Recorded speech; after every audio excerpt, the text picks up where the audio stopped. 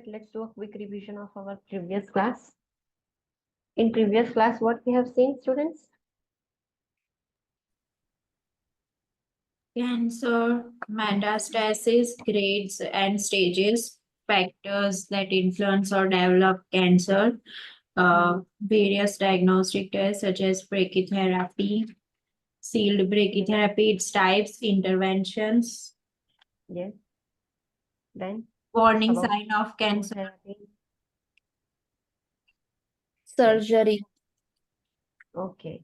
So in previous class, we have seen cancer, metastasis, okay, how the cancer spread to other organs, its classification, its grading and staging. બધાને grading and staging no difference ખબર પડી ગઈ છે ને? એક વખતે revise કરી લીધું તમે ઘરે? Yes. ઓકે. નાઉ ફેક્ટર્સ ઇન્ફ્લુઅન્સ કેન્સર. કયા કયા ફેક્ટર્સથી કેન્સર થાય છે એ આપણે જોયું હતું. Common sites of metastasis, grading and staging નું બોક્સ જોયું હતું. વોર્નિંગ સાઇન્સ ઓફ કેન્સર આપણે જોયું હતું. Then early detection and prevention, diagnostic tests for cancer. These are the list of diagnostic tests which we have seen. Then pain control. In cancer, the patient suffers from pain. So how we have to control or manage that pain, that we have seen. Surgery for cancer. The types of surgery આપણે જોઈ હતી કે કેટલા ટાઈપની surgery હોય છે એ જોયું હતું. Then we have seen chemotherapy. Chemotherapy no means શું, મતલબ શું થશે? by drugs or by medication drugs. cancer cure થાય. Yes, drugs and medications થી આપણે જે ટ્યુમરના સેલ્સ છે, એબનોર્મલ સેલ્સ છે, એને આપણે ડિસ્ટ્રોય કરીએ છીએ અને કીમોથેરાપી કહેવાય. એનું એક ડિસએડવાન્ટેજ શું છે? Normal It cell be also affect the normal cell. Systematic છે એટલે હોલ બોડીમાં અફેક્ટ થાય. યસ, આપણે સિસ્ટમેટિક રૂટથી એને આપીએ છીએ તો એ આખી બોડી પર અફેક્ટ કરશે. એટલે along with tumour cells or abnormal cells, એ જે નોર્મલ સેલ્સ છે એને બી કિલ કરી દેશે, એને પણ ડિસ્ટ્રોય કરી દેશે. Next we have seen radiation therapy. Radiation therapy મતલબ રેસ થી Radiation ટિશ્યુઝ અને જે ત્યાં ટ્યુમર હોય ને એને ટ્રીટ કરવામાં આવે એટલે ખાલી એ જ સાઇટ ઉપર એની ઇફેક્ટ થાય. યસ, આપણે એક્સટર્નલ રેડિયેશન બીમ થી જે ટ્યુમર છે એને જ ઉપર ફોકસ કરીને એને જ ટાર્ગેટ. રેડિયેશન થેરાપી એટલે ટાર્ગેટેડ થેરાપી કહેવાય કે એક સેલને ટાર્ગેટ કરીને આપણે એને બ્રેક કરીએ છીએ, ડિસ્ટ્રોય કરીએ છીએ, કિલ કરીએ છીએ. એને આપણે ટાઈપ્સ જોયા હતા. એક્સટર્નલ રેડિયેશન આપણે ટેલિથેરાપી કહીએ છીએ એન્ડ ઇન્ટરનલ રેડિયેશન છે એને બ્રેકીથેરાપી કહીએ છીએ. એ આપણે જોયું હતું. પછી client education during the radiation therapy. જે ક્લાયન્ટનું રેડિયેશન થેરાપી ચાલતું હોય એ ક્લાયન્ટને શું ધ્યાન રાખવાનું, બીકોઝ એના જે સ્કિન હશે એ ડેમેજ થશે, એક્સટર્નલ આપણે રેડિયેશન આપીએ છીએ તો એનું બધું જોયું. પછી ઇન્ટરનલ રેડિયેશન જે ઇમ્પ્લાન્ટ છે તો એવા ક્લાયન્ટને શું કેર રાખવાની, એવું ક્લાયન્ટ હોસ્પિટલાઇઝ હોય તો આપણે શું ધ્યાન રાખવાનું એ આપણે જોયું હતું. દેન આપણે જોયું હતું હિમેટોપોએટિક સ્ટેમ સેલ ટ્રાન્સપ્લાન્ટેશન. એટલે શું? જે બ્લડ પ્રોડક્ટ્સ છે like RBC, WBC, platelets and all અને એનું ટ્રાન્સપ્લાન્ટેશન કેવી યસ, રીતના એ થાય. જેમાંથી ગ્રો થાય છે એટલે સ્ટેમ સેલ્સને આપણે ટ્રાન્સપ્લાન્ટ કરીએ છીએ.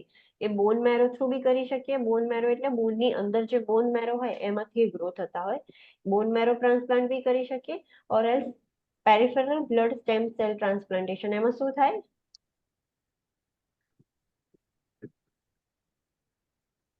પેરિફેરલ બ્લડ સ્ટેમ સેલ ટ્રાન્સપ્લાન્ટેશનમાં શું હોય, કેવી રીતની પ્રોસેસ હોય એમાં? બ્લડ્સ આપણે સ્ટેમ સેલ પ્રોવાઈડ કરીએ પેશન્ટને. યસ, જે ડોનર હોય એનું ડાયાલિસિસ જેમ થાય છે એવી રીતે એનામાંથી બ્લડ વિથડ્રો કરવામાં આવે, એક મશીનમાં જાય અને બ્લડ અને જે સ્ટેમ સેલ્સ હોય એ સેપરેટ થશે અને બ્લડ રિટર્ન બેક કરવામાં આવે ડોનરના બોડીમાં ફરીથી. આપણે એના ટાઈપ્સ જોયા, ડોનર સેલ્સ કેટલા કયા લોકો ડોનેટ કરી શકે છે સ્ટેમ સેલ્સ, એની પ્રોસિજર જોઈ કે પહેલા સ્ટેમ સેલ્સ હાર્વેસ્ટ કરવામાં આવે એટલે કે સેપરેટ કરવામાં આવે, પછી ટ્રાન્સપ્લાન્ટેશન કરવામાં આવે, દેન એનગ્રાફ્ટમેન્ટ થાય એનું. અગર એનગ્રાફ્ટમેન્ટ ના થાય તો એનો મતલબ કે ટ્રાન્સપ્લાન્ટેશન ફેલ થઈ ગયું છે અને ફરીથી ફરીથી ટ્રાન્સપ્લાન્ટ કરવું પડે, નહીં તો patient can die. Post transplantation period આપણે જોયું, એના કોમ્પ્લિકેશન્સ, ટ્રાન્સપ્લાન્ટ કર્યાના કોમ્પ્લિકેશન્સ શું હતા? તો ફેલિયર ટુ એનગ્રાફ્ટ ફર્સ્ટ કોમ્પ્લિકેશન છે. Second complication graft versus post disease. એમાં શું થશે? રેસિપિયન્ટ્સ ને રેસિપિયન્ટ હશે મતલબ જે સ્ટેમ સેલ હશે એને ફોરેન બોડી સમજીને અટેક કરશે એટલે એનો એક્સેપ્ટ નહીં કરી શકે. ઓકે, કોના મતલબ સેલ્સ ફોરેન બોડી એક્સેપ્ટ કરે છે? ડોનરના સેલ્સ કે રેસિપિયન્ટના સેલ્સ? ડોનરના જે સ્ટેમ સેલ્સ હોય ને એને as a foreign body. Yes, જે રેસિપિયન્ટ છે એના સેલ્સ તો અત્યારે બહુ જ ઇમ્યુનો સપ્રેશનમાં છે. એને તો ફોરેન બોડી હશે તો બી આઈડેન્ટિફાઈ નહીં થાય, કે ઓન સેલ્સ હશે તો બી નહીં થાય. પણ જે ડોનરના સેલ્સ છે એ હેલ્ધી છે, તો એ રેસિપિયન્ટના સેલ્સને ફોરેન બોડી સમજીને રેસિપિયન્ટના સેલ્સ પર અટેક કરી દેશે, એને ગ્રાફ્ટ વર્સિસ હોસ્ટ ડિઝીઝ કહેવાય. Third complication is hepatic veno occlusive disease, એટલે થ્રોમ્બસ ફોર્મેશન થઈ જશે. Next we will see today's lecture we will see skin cancer, જે ઓલરેડી આપણે ઇન્ટિગ્યુમેટરી સિસ્ટમમાં જોઈ લીધું હતું. કેટલા ટાઈપના સ્કિન કેન્સર હતા? Basal cell, melanoma, which are they? basal, squamous, basal, Squamous cell and melanoma. basal cell carcinoma, squamous cell carcinoma and melanoma. Okay, now we Yes. will see leukemia मतलब ma'am sorry to interrupt but integumentary medication chapter પતી ગયું? ના બાકી છે medication. હું લાસ્ટમાં આખું MSN પતશે તો આખા એમએસએન ની મેડિકેશન લાસ્ટમાં કરાય, એટલે બધા જ સિસ્ટમની ભેગી. અને બર્ન્સ બી પતી ગયું? સેટરડે હતું એ? ના બર્ન્સ છે ને આપણા ચેપ્ટરમાં નતું, એટલે મતલબ ઇન્ટેગ્યુમેટરીમાં એમાં એવું હતું કે લાસ્ટમાં જે કોમ્પ્લેક્સ કેર વાળું જે ચેપ્ટર છે એમાં ડિટેલમાં છે burns. Okay okay thank you ma'am. હા, okay. What do you mean by leukaemia? Blood cancer. One type of blood cancer. Okay, એમાં શું થાય? લ્યુકોસાઇટ્સ જે છે ને એ પ્રોડ્યુસ ના થાય properly. Okay, you are correct but incorrect. A blood cancer છે અને WBCs નું છે, લ્યુકોસાઇટ્સ નું કેન્સર છે. હું તમને બ્રીફ સમજાવી દઉં કે એમાં શું થાય. લ્યુકેમિયામાં જે બોન મેરો છે એમાંથી 3 ટાઈપના સેલ્સ ડેવલપ થાય છે, RBCs, WBCs એન્ડ પ્લેટલેટ્સ.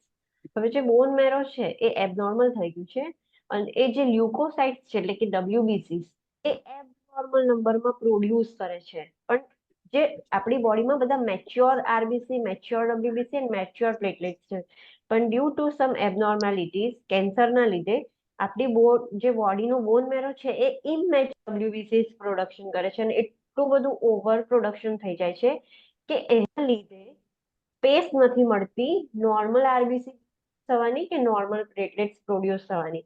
એટલે WBCs બધા બહુ જ પ્રોડ્યુસ થાય છે, બટ દે આર ઇનમેચ્યોર, જે કોઈ જ કામના નથી. અને મેચ્યોર WBCs બહુ જ ઓછા છે, એટલે એને લ્યુકેમિયા કહીએ છીએ. WBCs છે પણ મેચ્યોર વન ઓછા છે, અને ઇમેચ્યોર બહુ વધારે છે. એના લીધે એ લોકો મેચ્યોર RBC બી પ્રોડ્યુસ નથી થવા દેતા, એન્ડ મેચ્યોર WBCs બી પ્રોડ્યુસ નથી થવા દેતા. Let me explain you with some drawing.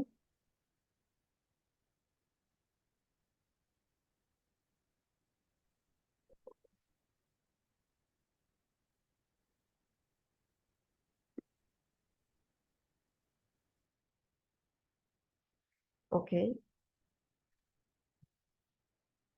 this is oh, this is our આ બોન મેરોમાંથી 3 ટાઈપના સેલ્સ નીકળે છે, RBC, WBC and platelets. This is RBC. Sorry, I cannot write because of this mouse, but okay, let me explain you orally.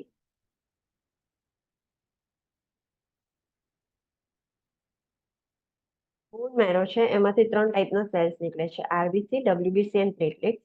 હવે ત્રણેય સેલ્સની એક space છે કે આટલા RBCs પ્રોડ્યુસ થશે, આટલા WBCs ને આટલી પ્લેટલેટ્સ. અગર ઓવર પ્રોડક્શન થશે તો અંદર ક્રાઉડ થઈ જશે, બીજાને જગ્યા નહીં મળે પ્રોડ્યુસ થવાની. તો જે WBCs છે એટલા બધા પ્રોડ્યુસ થઈ ગયા છે કે RBCs અને પ્લેટલેટ્સને જગ્યા નથી મળતી પ્રોડ્યુસ થવાની. અને એ જે બી WBCs એક્સ્ટ્રા પ્રોડ્યુસ થયા છે એ હેલ્ધી નથી, એ બધા જ ઇમેચ્યોર છે. તો એ બી ઓછા થઈ ગયા છે, મતલબ મેચ્યોર RBCs બી નથી, મેચ્યોર પ્લેટલેટ પણ નથી, અને મેચ્યોર WBCs પણ નથી. એની જગ્યાએ શું છે કે બ્લડની અંદર બધા જ ઇમેચ્યોર WBCs સ્પ્રેડ થાય છે. હવે આપણે બુકમાંથી જોઈએ description. Leukemias are a group of hematological malignancies involving abnormal overproduction of leukocytes, usually at stage in the bone marrow. Overproduction થશે ને એ બી એબનોર્મલ ઓવરપ્રોડક્શન થશે લ્યુકોસાઇટ્સનું, અને એ પણ કેવા ઇમેચ્યોર, જે આપણા કોઈ જ કામના નથી. The two major types of leukemia are lymphocytic, involving abnormal cells from the lymphoid pathway, and myelocytic, are myelogenous, involving abnormal cells of myeloid pathway. હવે લ્યુકોસાઇટ્સ એટલે કે WBCs એમાં બે છે, lymphoid and myeloid. lymphoid B cells produce કરશે and myeloid T cells produce કરશે. તો બંનેમાંથી કશું બી હોઈ શકે, લિમ્ફોઇડ લ્યુકેમિયા બી હોઈ શકે और માયલોઇડ લ્યુકેમિયા બી હોઈ શકે. Beta cells, B cells and T cells એ બંનેનું કામ બી ઇન્ફેક્શનને ટ્રીટ કરવાનું જ છે, ઇન્ફેક્શનને ફાઇટ કરવાનું જ છે. તો કોઈ બી સેલ્સ ઓછા હોઈ શકે છે और ઇમેચ્યોર ઓવર પ્રોડક્શન હોઈ શકે છે. Leukemia may be acute with a sudden onset or chronic with a slow onset and persistent symptoms over a period of years. Sometimes leukaemia અચાનક એક્યુટ થઈ જશે, મતલબ એક ક્લાયન્ટનામાં હશે પ્રોબ્લેમ, પણ સડનલી એ અત્યાર સુધી શું કહેવાય કે એગ્રીવેટ નતું થતું, એ નોર્મલ જ ફંક્શન કરતું હતું, નોર્મલ જ WBC એન્ડ RBCs ને પ્લેટલેટ પ્રોડ્યુસ કરતું હતું, but due to some reason, કોઈક એક્સટર્નલ ફેક્ટરના લીધે એ એગ્રીવેટ થઈ ગયું અને તરત જ ઇમેચ્યોર WBCs પ્રોડ્યુસ કરવાનું સ્ટાર્ટ કરી દીધું. That is acute. And chronic is કે પહેલેથી જ થોડું કરીને ઇમેચ્યોર પ્રોડ્યુસ કરે જ છે, જે મતલબ બહુ જ પહેલેથી જ એ વસ્તુ ચાલુ છે. Leukaemia affect the bone marrow causing anaemia. Anaemia means કયા સેલ્સ ઓછા હશે? RBCs. લ્યુકોપેનિયા મતલબ WBC count ઓછા. WBC. ઓછા છે. And production of immature cells. Leukopenia છે, જે WBCs છે હેલ્ધી, એ તો ઓછા જ છે, પણ ઇમેચ્યોર સેલ્સ બહુ જ વધારે છે, જે આપણા કશા કામના નથી. એન્ડ થ્રોમ્બોસાઇટોપેનિયા. થ્રોમ્બોસાઇટોપેનિયા મીન્સ Platelet count ઓછા. Platelets. Decrease platelets and a decline immunity. હવે જે મેચ્યોર RBCs છે એ બી ઓછા છે, મેચ્યોર પ્લેટલેટ બી ઓછી છે, એન્ડ મેચ્યોર WBCs બી ઓછા છે, અને એના લીધે ઇમ્યુનિટી બી ઓછી થઈ જશે. થ્રોમ્બોસાઇટોપેનિયાના લીધે બ્લીડિંગ થશે ક્લાયન્ટને, બીકોઝ પ્લેટલેટ્સ છે જ નહીં બ્લડ ક્લોટ કરવા માટે, એટલા માટે. The cause is unknown and appears to involve genetically damaged cells, leading to the transformation of cells from normal state to malignant state. હવે આનો કોઝ છે કે કેમ થાય છે લ્યુકેમિયા એ ખબર નથી, બટ એવું કશું મતલબ બિલીવ કરવામાં આવે છે કે જે જેનેટિક તમારા જે સેલ્સ છે એમાં જ કંઈક જેનેટિક એબનોર્માલિટી થઈ ગઈ છે, અને જેના લીધે જે નોર્મલ સ્ટેટમાં પ્રોડક્શન થવું જોઈએ એની જગ્યાએ એબનોર્મલ સ્ટેટમાં થવા લાગે છે, કે નોર્મલ સ્ટેટમાંથી મેલિગ્નન્ટ સ્ટેટમાં જતું રહ્યું છે. Risk factors include genetic, viral, immunological, environmental, and exposure to radiation, chemicals, and medications such as previous chemotherapy. Leukaemia કેમ થાય? આપણે જે રિસ્ક ફેક્ટર્સ બધા જોયા હતા, genetic, viral, immunological, environmental, radiation, chemical, એ બધા રીઝન બી થઈ શકે, અને બીજું એના સિવાય કે કીમોથેરાપીના લીધે બી થઈ શકે. આપણે કીમોથેરાપીનો સાઇડ ઇફેક્ટ જોયું તો કીમો એન્ડ રેડિયેશનનું, કે એ બોન મેરો સપ્રેશન કરી દે. હવે બોન મેરો પર ડાયરેક્ટલી અસર થશે તો કદાચ ચાન્સીસ છે કે એ બોન મેરો નેક્સ્ટ ટાઈમ એબનોર્મલી બિહેવ કરવાનું ચાલુ કરશે એન્ડ એબનોર્મલ ઇમેચ્યોર પ્રોડક્શન કરી દેશે RBCsનું. અસેસમેન્ટ, જે લોકોને લ્યુકેમિયા હશે એમને આપણે શું અસેસ કરીશું, એમનામાં શું સાઇન એન્ડ સિમ્ટમ્સ આપણે જોઈ શકીશું? History of infection and illness, because immunity બહુ જ ડાઉન છે, anorexia, fatigue, weakness, weight loss, because RBCs ઓછા છે, એનર્જી જ નહીં હોય એનામાં, અનેમિયા જોવા મળશે, ડિક્રીઝ હિમોગ્લોબિન એન્ડ હિમેટોક્રીટ લેવલ, એના જે નોર્મલ RBCs પ્રોડક્શન થવું જોઈએ છે જ નહીં. પાલ્પિટેશન્સ, ટેકિકાર્ડિયા, ઓર્થોસ્ટેટિક હાઇપોટેન્શન, પેલર એન્ડ ડિઝનિયા ઓન એક્સક્રીશન. અનેમિયા છે ક્લાયન્ટને, એના લીધે આપણને પાલ્પિટેશન્સ જોવા મળે. પાલ્પિટેશન્સ મતલબ ખુદના હાર્ટબીટ સંભળાવવા. રેપિડ હાર્ટ રેટ થશે અને client can auscultate easily. Tachycardia થઈ જશે. ટેકિકાર્ડિયા મતલબ Heart rate Increased heart rate. Heart rate. Palpitations rapid heart rate થશે, રેપિડ એટલે એકદમ પલ્સેટિંગ હાર્ટ રેટ હશે. ટેકિકાર્ડિયા એટલે ઇન્ક્રીઝ હાર્ટ રેટ હશે. ઓર્થોસ્ટેટિક હાઇપોટેન્શન મીન્સ પોઝિશન ચેન્જ Position કરે તો change પેશન્ટ કરશે ને તો એમાં fluctuation આવશે blood pressure. ફ્લક્ચ્યુએશન્સ, અને એમાં ઓછું થશે, હાઇપો છે. પોઝિશન ચેન્જ કરશે ક્લાયન્ટ એવું તરત જ એનું બીપી ડ્રોપ થશે, એને ઓર્થોસ્ટેટિક હાઇપરટેન્શન કહેવાશે. અનિમિયાના લીધે WBCs ઓછા છે એના લીધે થાય છે. ક્લાયન્ટ પેલ થઈ જશે એન્ડ ડિઝની ઓન એક્સર્શન, એટલે બ્રીથિંગ ડિફિકલ્ટીઝ થતા. પણ ઓન એક્સર્શન મતલબ કોઈ એક્ટિવિટી કોઈ કરતા એવી હશે તો એક્ટિવિટી વધારે થશે. કરશે ને પછી. યસ, એ કશી બી એક્ટિવિટી કરશે તો ક્લાયન્ટને બ્રીથિંગ ડિફિકલ્ટી થશે. હવે પ્લેટલેટ કાઉન્ટ ઓછા થઈ જશે, અનિમિયા આરબીસી ઓછા, હવે પ્લેટલેટ કાઉન્ટ ઓછા થઈ જશે તો એના લીધે શું થશે ક્લાયન્ટને ઓવર્ટ બ્લીડિંગ એટલે કે nose bleed, gum bleed, rectal bleeding, haematuria, increase menstrual flow and occult bleeding. Example detected in faecal occult blood test. ક્લાયન્ટને પ્લેટલેટ્સ ઓછા છે એટલે બ્લડ કોએગ્યુલેશન નોર્મલ નહીં થાય તો બધેથી બ્લીડિંગ થવાનું સ્ટાર્ટ થઈ જશે. તેમાં નોઝ બ્લીડ થઈ શકે, ગમ બ્લીડિંગ થઈ શકે, રેક્ટલ બ્લીડિંગ થશે, હિમેચ્યુરિયા થશે ક્લાયન્ટને. અને જો ક્લાયન્ટ મેન્સ્ટ્રુએશન પર હશે ફિમેલ ક્લાયન્ટ તો એને મેન્સ્ટ્રુઅલ બ્લડ ફ્લો બી બહુ જ આવશે.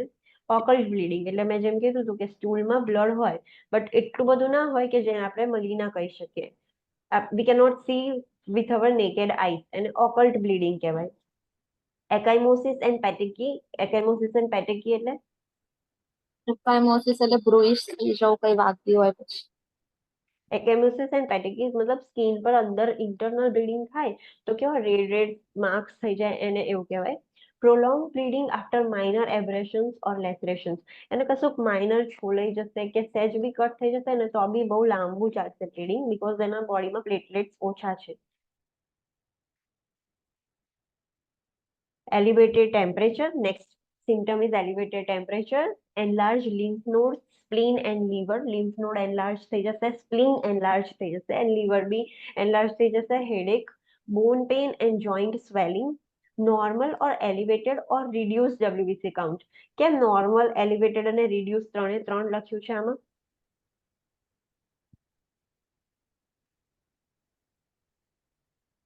Any answer? બીકોઝ બોડીમાં WBC તો છે, નોર્મલ અમાઉન્ટમાં બી છે, મેચ્યોર બી છે, ઇમેચ્યોર બી છે. Yes, આમાં. normal WBC પ્રોડક્શન થાય છે બટ જે મેચ્યોર પ્રોડક્શન છે એ નથી. તો WBC કાઉન્ટ છે એ નોર્મલ પણ હોઈ શકે, વધારે પણ હોઈ શકે, રિડ્યુસ બી હોઈ શકે. ઇમેચ્યોર થઈને ટોટલ WBC તો આટલા હોઈ શકે, જે કામના છે એ ઓછા છે પણ ટોટલ WBC તો ગમે તેટલા હોઈ શકે. Positive bone મેરો biopsy identifying લ્યુકેમિક blast phase cells.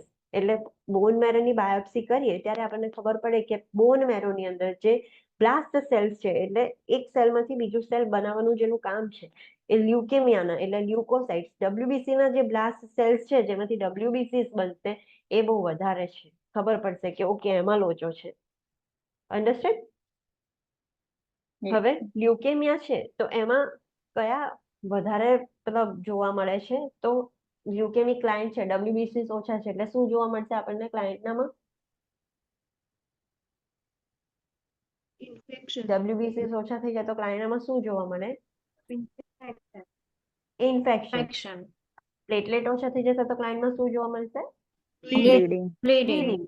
And RBCs ઓછા થઈ જશે તો ક્લાયન્ટમાં અનિમિયા જોવા મળશે. તો આપણે એના રિલેટેડ સ્ટડી કરવાની છે. અને આ જે ઇન્ફેક્શન છે એમાં આપણે જે જોઈશું ને તો આપણે એ એવા ક્લાયન્ટને કેવી રીતે મેનેજ કરવાનું છે એ જોઈશું.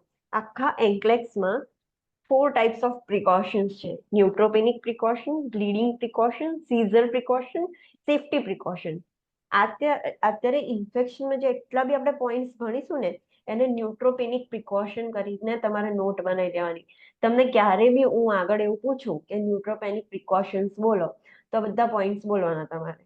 બ્લીડિંગ પ્રિકોશન્સ આની પછી આપણે ભણીશું. એવી રીતે જે બી પ્રિકોશન્સ છે આખા ઇન્ડેક્સમાં ટોટલ 4 પ્રિકોશન્સ છે જે તમને યાદ હોવા જોઈએ. ઓકે, સો હવે લેટ સ્ટાર્ટ વિથ ઇન્ફેક્શન. અગર ક્લાયન્ટ છે લ્યુકેમિયા વાળું છે, WBCs ઓછા છે તો એનામાં ઇન્ફેક્શન જોવા મળશે તો શું કરવાનું, આપણે શું ધ્યાન રાખવાનું એવા ક્લાયન્ટનામાં? Infection can occur through auto-contamination or cross-contamination. The WBC count may be extremely low during the period of greatest bone marrow depression known as nadir. આપણે ગઈકાલે જોયું હતું કે કીમો આવતી વખતે જે કોમ્બિનેશન કીમોથેરાપી હોય તો ડોક્ટર નેગિરને ધ્યાનમાં રાખીને આપે છે. એ એક એવો ફેઝ છે જ્યારે બોન મેરો એકદમ સપ્રેસ્ડ સ્ટેજમાં હોય તો એ વખતે ક્લાયન્ટને ઓટો કન્ટામિનેશન એટલે એકમાંથી બીજું ઇન્ફેક્શન પોતાની જાતે જ થઈ ગયું, ઓર એલ્સ ક્રોસ કન્ટામિનેશન બીજા કોઈકનું ઇન્ફેક્શન પોતાને લાગી ગયું, એવું થઈ શકે છે. Common sites of infection are skin, respiratory tract and GI tract. કઈ જગ્યા પર થઈ શકે છે? તો skin, respiratory tract and GI ટ્રેક્ટમાં થઈ શકે છે. હવે બધા ન્યુટ્રોપેનિક પ્રિકોશન્સ સ્ટાર્ટ થયા. Initiate protective isolation procedure. એવા ક્લાયન્ટને આઇસોલેશનમાં રાખવાનું, બીકોઝ એમની ઇમ્યુનિટી બહુ જ લો છે, કોઈ બી જગ્યાથી એને ઇન્ફેક્શન થઈ શકશે, તો એને આઇસોલેટિવ પ્રિકોશનમાં રાખવાનું. એને initiate protective isolation procedures. Next is ensure frequent and thorough hand washing by the client, family and healthcare provider. Client ને બી હેન્ડ વોશિંગ કરાવવાનું, ફેમિલી મેમ્બર્સ ને બી કરાવવાનું, અને જે હેલ્થકેર પ્રોવાઈડર્સ છે, જેટલા બી ક્લાયન્ટ ને કેર પ્રોવાઈડ કરે છે, ડોક્ટર્સ, નર્સિસ, યુએપી સ્ટાફ, બધાએ જ એકદમ થરો હેન્ડ વોશિંગ કરવાનું. Staff and visitors with non infection or exposure to communicable diseases should avoid contact with client. એને કોઈ વિઝિટ કરવા આવતું હોય, એમને કોઈ ઇન્ફેક્શન હોય, કાં તો એક એવા એરિયામાંથી આવ્યા છે, તો એમને ક્લાયન્ટને વિઝિટ જ નહીં કરવા દેવાનું. હમણાં ફોર એક્ઝામ્પલ 1 year પહેલા કંઈક કંજક્ટિવાઇટિસ બહુ સ્પ્રેડ થયું હતું. જે બી હોય એને કંજક્ટિવાઇટિસ થયું છે, એવું ખ્યાલ છે તમને? યસ. હા હા. હવે ફોર એક્ઝામ્પલ એવું કોઈ ક્લાયન્ટ, એને છે નહીં કંજક્ટિવાઇટિસ, પણ અત્યારે ઓલરેડી એનો આઉટબ્રેક થયો છે, તો એવા એરિયામાંથી આવતું હોય તો બી એને કમ્યુનિકેબલ ડિઝીઝના એક્સપોઝરમાંથી જાય છે ક્લાયન્ટને મળવા, તો પણ નહીં જવા દેવાનું. એ વસ્તુ અવોઇડ કરવાની.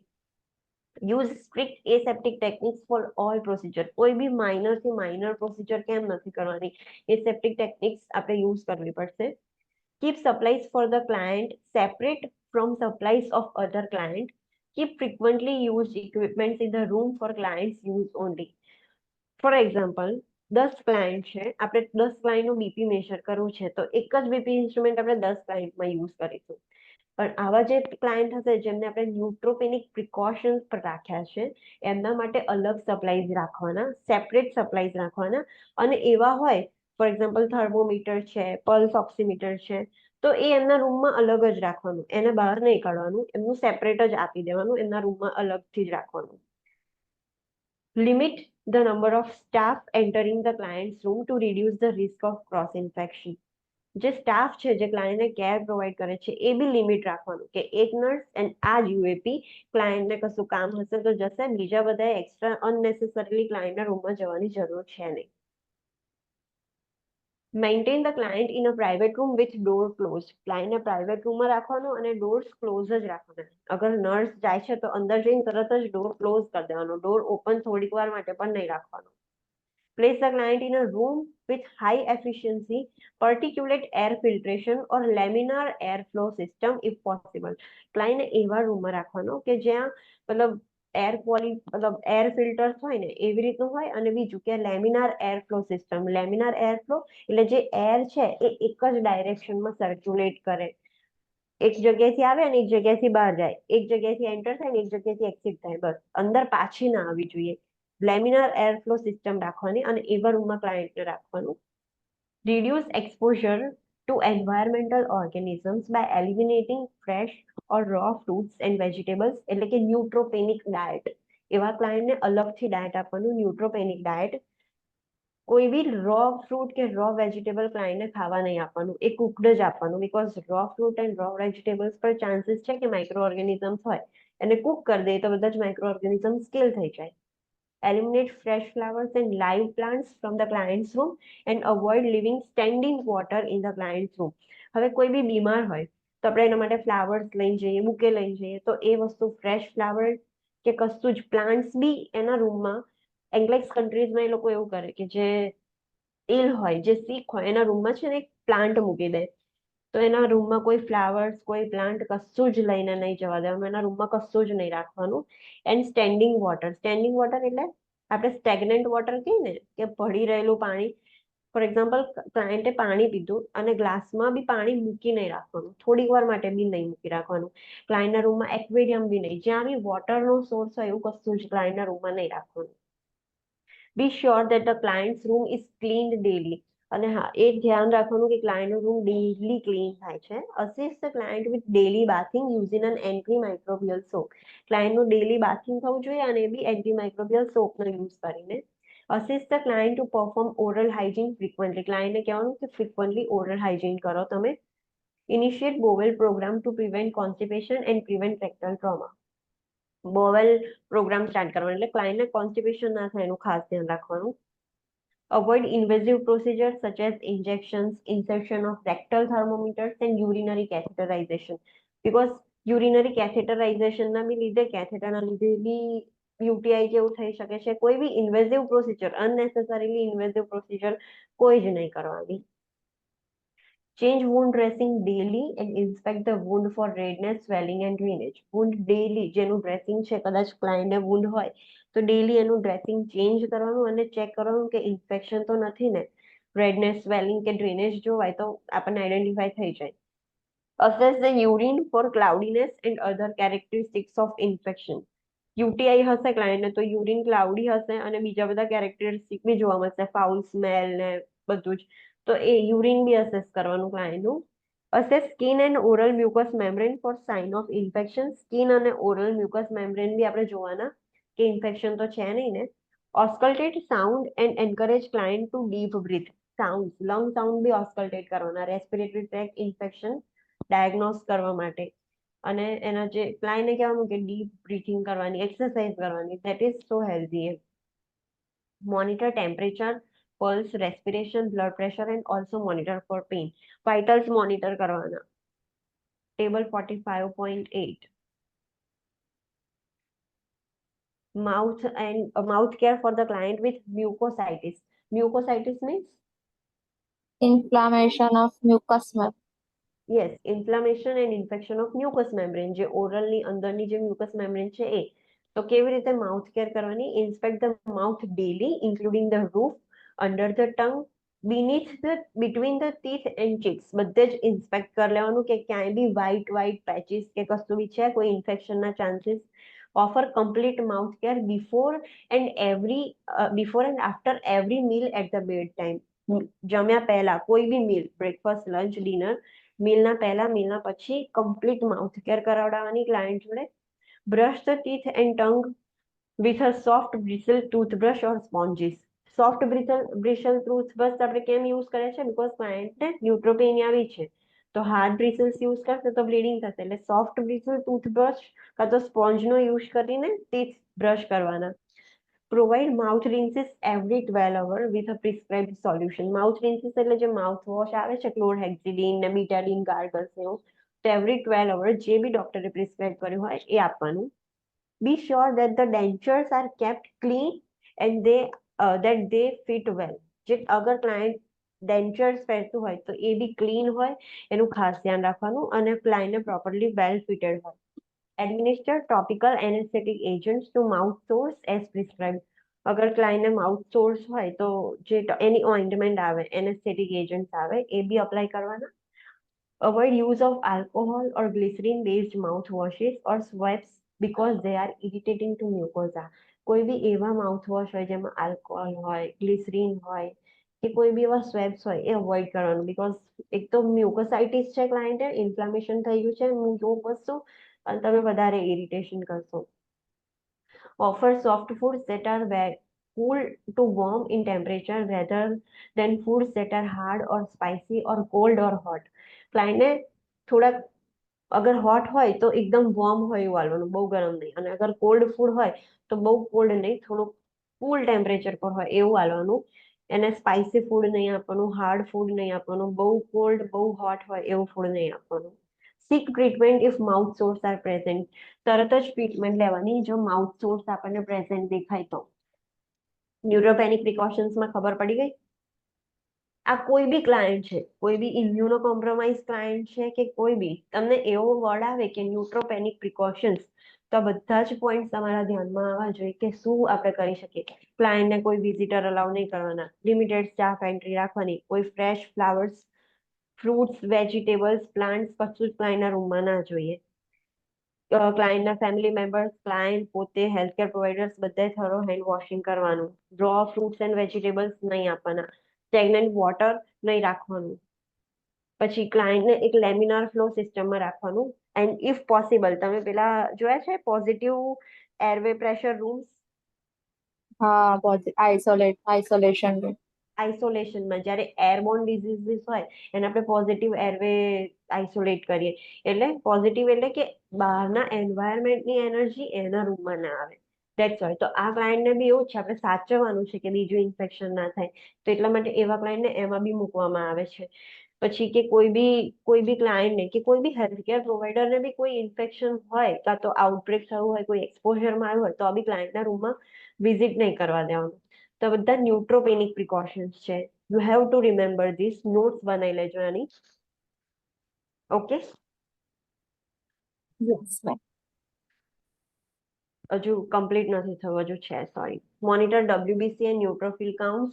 Notify the PHCP if the sign of infection are present and prepare to obtain specimen for culture of blood, open lesions, urine and sputum. Chest radiograph may also be prescribed. તરત જ ઇન્ફેક્શનના sign દેખાય તો તરત જ PHCP ને notify કરવાનું અને પછી એ ઇન્ફેક્શનનું ડાયગ્નોસિસ માટે પ્રિપેર કરવાનું. જેમ કે કલ્ચર લઈ શકીએ છે લીઝન્સમાંથી, યુરિનનું એક્ઝામિનેશન કરી શકીએ, સ્પુટમ કરી શકીએ, ચેસ્ટ રેડિયોગ્રાફી બી કરી શકીએ. Administer prescribe antibiotic, antifungal or antiviral medications. Instruct the client to avoid crowds and those with infection. ક્લાયન્ટને ન્યુટ્રોપેનિક પ્રિકોશન પર રાખવાનું હોય તો ક્લાયન્ટને કહેવાનું કે કોઈ બી ક્રાઉડેડ પ્લેસ હોય ત્યાં નહીં જવાનું, જ્યાં ઇન્ફેક્શન્સ વધારે હોય ત્યાં બી નહીં જવાનું. Instruct the client about a neutropenic diet and in food safety when preparing meals. આપણે ક્લાયન્ટને જેમ કહ્યું ન્યુટ્રોપેનિક ડાયટ એટલે રો ફૂડ નહીં ખાવાનું, બધું જ કુક ફૂડ ખાવાનું એમ. અને જ્યારે મીલ્સ પ્રિપેર કરે ત્યારે બી ફૂડ સેફટી ધ્યાનમાં રાખે. ફોર એક્ઝામ્પલ, અમુક વખત એવું થાય કે કશુંક આઉટબ્રેક થયું હોય, અગર ક્લાયન્ટ મીટ ખાતું હોય, નોન વેજીટેરિયન હોય ક્લાયન્ટ, અને એ ડ્યુરિંગ ધેટ કે એ જે સ્પીસીસ છે ચિકન ખાય છે ક્લાયન્ટ, તો ચિકનમાં જ કોઈ સિક ઇલનેસ છે અને પછી કુક કરીને ખાય છે તો એને વધારે ચાન્સીસ છે કે એને પહેલા થશે. તો એ વખતે ફૂડ સેફટી ધ્યાનમાં રાખીને મીલ્સ પ્રિપેર કરવાની. Instruct the client not to drink perishable liquids that have been standing at room temperature for longer than an hour. એના રૂમમાં કશુંક બી લિક્વિડ એને ડ્રિંક કર્યું છે અને 1 કલાકથી વધારે પડી રહ્યું છે તો ફરીથી એને પીવાનું નહીં, એને ઢોળી જ દેવાનું. Instruct the client to avoid activities that expose the clients to infections such as changing pets litter box or working with house plants or in the garden. ક્લાયન્ટને કહેવાનું કે એવી કોઈ જ એક્ટિવિટી નહીં કરવાની કે જેનાથી તને ઇન્ફેક્શન થઈ શકે. પેટનું લિટર બોક્સ એટલે પેટનું જે પોટીનું ટબ હોય કે એ બી જે બી હોય એ ચેન્જ નહીં કરવાનું. ગાર્ડનમાં બી પ્લાન્ટ્સ જોડે બી વર્ક નહીં કરવાનું, કશું જ નહીં કરવાનું. Instruct the client that neither they nor their household contacts should receive vaccines with a live virus. હા, જે બી ક્લાયન્ટ ઇમ્યુનો કોમ્પ્રોમાઇઝ હોય કે ઇમ્યુનો સપ્રેસિવ હોય તેમને લાઈવ વેક્સિન્સ નહીં લેવાની. એમને તો નહીં જ લેવાની પણ એમના ફેમિલી મેમ્બર્સમાં બી નહીં લેવાની. કેમ લાઈવ વેક્સિન્સ નહીં લેવાની?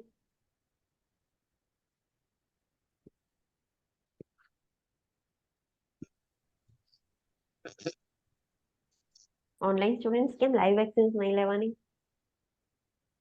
મે બી એટલું ઇફેક્ટિવનેસ નહીં હોય.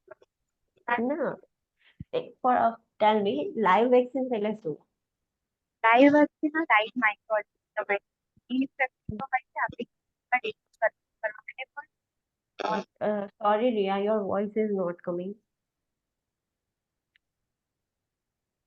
Please repeat.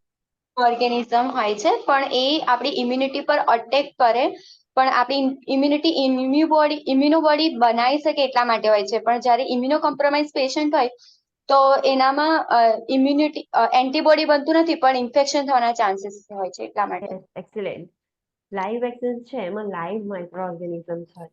આપણી બોડીમાં હેલ્ધી ઇન્ડિવિજ્યુઅલમાં અગર લાઈવ વેક્સિન્સ આપીએ તો હેલ્ધી ઇન્ડિવિજ્યુઅલની ઇમ્યુનિટી એટલી સ્ટ્રોંગ છે કે ભલે એ લાઈવ માઇક્રો ઓર્ગેનિઝમ્સ છે એમની અગેન્સ્ટ એમને આઈડેન્ટિફાઈ કરી એમની અગેન્સ્ટ એન્ટીબોડીઝ બનાવીને એમને કિલ કરી શકે. પણ જે ઇમ્યુનો કોમ્પ્રોમાઇઝ ક્લાયન્ટ છે એમની અંદર એન્ટીબોડીઝ બનશે જ નહીં. અને એ લાઈવ વાયરસ છે કે જે લાઈવ વેક્સિન્સના લાઈવ માઇક્રો ઓર્ગેનિઝમ્સ છે એ ઉપરથી ઇલનેસ ક્રિએટ કરશે. એટલા માટે એ લોકોને લાઈવ વેક્સિન્સ નહીં આપવાની એન્ડ ઘરના બીજા મેમ્બર્સને બી નહીં આપવાની. ફોર એક્ઝામ્પલ એક ફેમિલીમાં એક મેમ્બર ઇમ્યુનો કોમ્પ્રોમાઇઝ છે, એની વાઈફે લાઈવ વેક્સિન લીધી, એની વાઈફને પ્રોબ્લેમ નથી થવાનો, અને ઓર્ગેનિઝમ જે ઇમ્યુનો કોમ્પ્રોમાઇઝ ક્લાયન્ટ છે એને પ્રોબ્લેમ ક્રિએટ કરશે. And which are the live vaccines એ ખબર છે? BCG, measles, sorry, BCG, measles. BCG?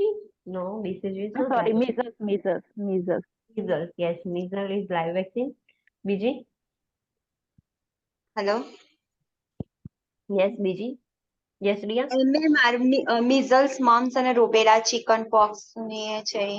પછી OPV વાળી એ oral polio. Yes, oral polio vaccines, MMR, એ બધી જ લાઈવ વેક્સિન્સ છે. તો લાઈવ વેક્સિન્સ ક્લાયન્ટને નહીં આપવાની. રૂબેલા, measles, mumps, રૂબેલા એટલે MMR, પછી બીજી એક રહી ચિકન પોક્સની, જે હર્પીસ ઝોસ્ટરની જે વેક્સિન છે ચિકન પોક્સ, એ બી લાઈવ વેક્સિન્સ છે. સ્મોલ પોક્સની જે વેક્સિન છે, પણ છે BCG.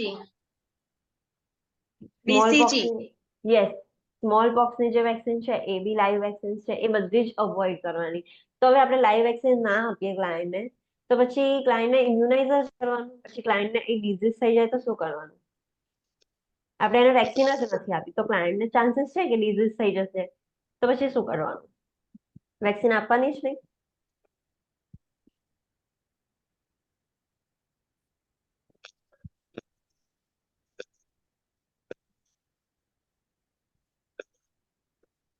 કોઈને આઈડિયા નથી? લાઈવ વેક્સિન્સ ના આપી શકીએ આપણે, તો પછી ક્લાયન્ટને ઇમ્યુનાઇઝ તો કરવું પડશે ને, because already A immuno compromise છે અને આપણે વેક્સિન્સ નથી આપતા, તો પછી એને પ્રોટેક્શન કેવી રીતે આપીશું આપણે? એ બધા જે વાયરસ છે જેનાથી, એ બધા વાયરસ એન્ડ બેક્ટેરિયા છે એનાથી. લાઈવ વેક્સિન્સના ઓલ્ટરનેટ તરીકે inactivated vaccine આલવાની, or else immunoglobulin. જેનું બી ઇનએક્ટિવેટેડ ફોર્મ હોય એની ઇનએક્ટિવેટેડ વેક્સિન આલવાની, અને જેનું બી ઇનએક્ટિવેટેડ ફોર્મ ના હોય એના ઇમ્યુનોગ્લોબ્યુલિન આલવાના. ઇમ્યુનોગ્લોબ્યુલિન આપણે વેક્સિન ક્યારે આપીએ? ડિઝીઝ થયા પહેલા, કે ડિઝીઝ ના થાય એના માટે આપણે વેક્સિન આપીએ.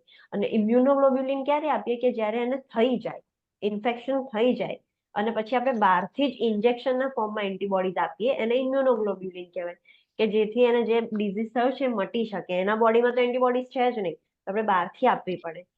તો ઓરલ પોલિયો વેક્સિન છે એ લાઈવ વેક્સિન છે, અને એની જગ્યાએ ઇનએક્ટિવેટેડ પોલિયો વેક્સિન છે IPV, એ ઇનએક્ટિવેટેડ ફોર્મ છે. એન્ડ મીઝલ્સ, મમ્સ ને રૂબેલા એન્ડ એ બધાની છે ને ઇનએક્ટિવેટેડ ફોર્મ નથી, તો એમાં ઇમ્યુનોગ્લોબ્યુલિન આપવા પડે. અન્ડરસ્ટેન્ડ?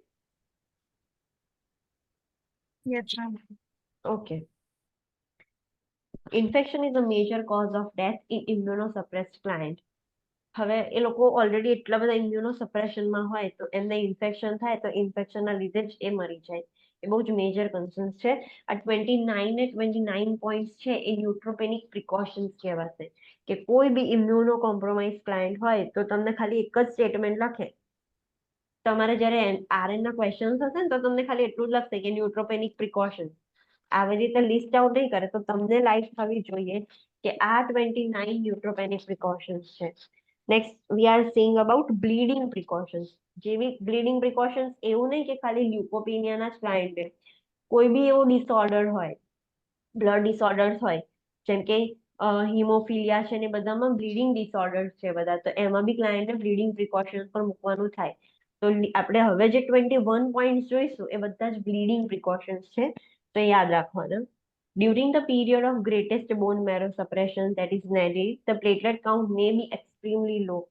એક ફેઝ છે જ્યારે બોન મેરો બહુ જ સપ્રેસ હશે ત્યારે પ્લેટલેટ કાઉન્ટ બહુ જ એક્સ્ટ્રીમલી લો હશે. The client is at risk of bleeding when the platelet counts falls below 50,000 millimeter cube, and spontaneous bleeding frequently occurs when the platelet count is lower than 20,000 millimeter cube. જ્યારે 50,000 થી નીચે હોય ત્યારે ગમે ત્યારે રિસ્ક છે ક્લાયન્ટને ગમે ત્યારે બ્લીડિંગ થઈ શકે છે, અને જ્યારે 20 થી બી નીચે જતું રહે ને ત્યારે તો બ્લીડિંગ સ્ટાર્ટ જ થઈ જશે. સ્પોન્ટેનિયસલી ક્લાયન્ટ બ્લીડ કરવાનું સ્ટાર્ટ કરી દેશે, internally or externally.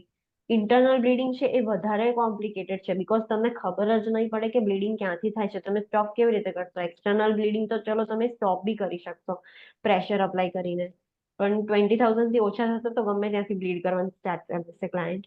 The client with platelet count lower than 20,000 may need a platelet transfusion. 20,000 થી ઓછા થઈ જશે તો એને પ્લેટલેટ ટ્રાન્સફ્યુઝન આલવું જ પડશે. જેમ આરબીસી બ્લડ ટ્રાન્સફ્યુઝન કરીએ છીએ એવી રીતે પ્લેટલેટ ટ્રાન્સફ્યુઝન બી આવે, જે લાસ્ટ ચેપ્ટરમાં આવશે. For client with anemia and fatigue, packed RBCs may be prescribed. જેને અનેમિયા છે એના માટે આપણે પેક્ડ આરબીસી એટલે બ્લડ ટ્રાન્સફ્યુઝન કરીએ છીએ. મોનિટર લેબોરેટરી વેલ્યુઝ ખાસ મોનિટર કરવાની. Examine the client for sign and symptoms of bleeding such as petechiae. Examine all body fluids and excrement for the presence of blood. ક્લાયન્ટને body changes એટલે petechiae કે બ્લ્યુસિસ કે એવું કશું છે કે નહીં એ બી એક્ઝામાઇન કરવાનું અને બોડી ફ્લુઇડ્સ બી જોવાના. ઇન્ટરનલ બ્લીડિંગ હશે તો કઈ કઈ જગ્યાએથી બહાર નીકળશે? Rectal, orally, રેક્ટલી નીકળશે. રેક્ટલી કયા ફોર્મમાં નીકળશે? Melina. Orally? This text is like through nose as well and through mouth as well. Yes.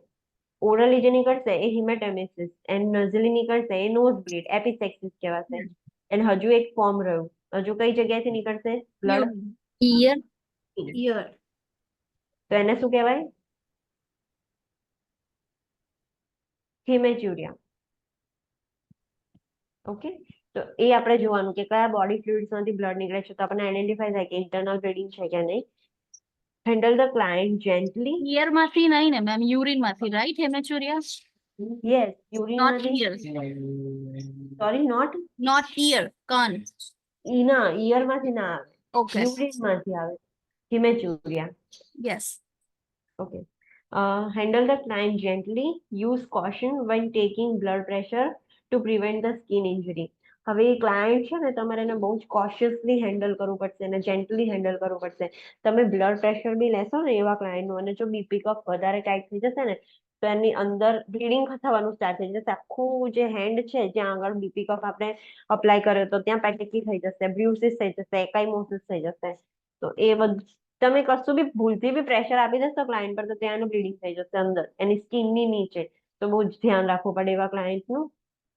Monitor for signs of internal bleeding, example pain, rapid and weak pulse, increased abdominal girth, abdomen guarding and changes in mental status. હવે ક્લાયન્ટને internal bleeding થવાનું start થઈ ગયું છે તો જેવું bleeding થશે આમાં બતાવ્યું છે કે ફોર એક્ઝામ્પલ એબ્ડોમિનલ કેવિટી છે જે પેરિટોનિયલ કેવિટી છે એમાં બ્લીડ થાય છે તો ક્લાયન્ટને તરત જ પેઇન થશે. હવે બ્લીડિંગ થશે તો બ્લડ વેસલ્સમાંથી બ્લડ ઓછું થઈ જશે તો એને કમ્પેન્સેટ કરવા માટે હાર્ટ વધારે પંપ કરશે. તો રેપિડ પલ્સ થઈ જશે પણ વીક હશે બીકોઝ બ્લડ ઓછું છે. તો તમે પ્રોપર જે બાઉન્ડિંગ પલ્સ હોવી જોઈએ એવી નહીં હોય, ફાસ્ટ હશે પણ બાઉન્ડિંગ નહીં હોય, એકદમ વીક પલ્સ હશે.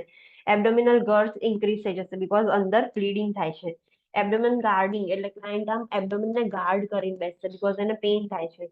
એન્ડ બ્લડ હાઇપોવોલેમિયામાં જશે ક્લાયન્ટ એટલે મેન્ટલ સ્ટેટસ ચેન્જીસ જોવા મળશે ક્લાયન્ટમાં. એટલે આપણને આઈડેન્ટિફાઈ થશે કે ક્લાયન્ટને અંદર ઇન્ટરનલ બ્લીડિંગ થયું છે. Provide soft foods that are cool to warm to avoid oral mucosa damage.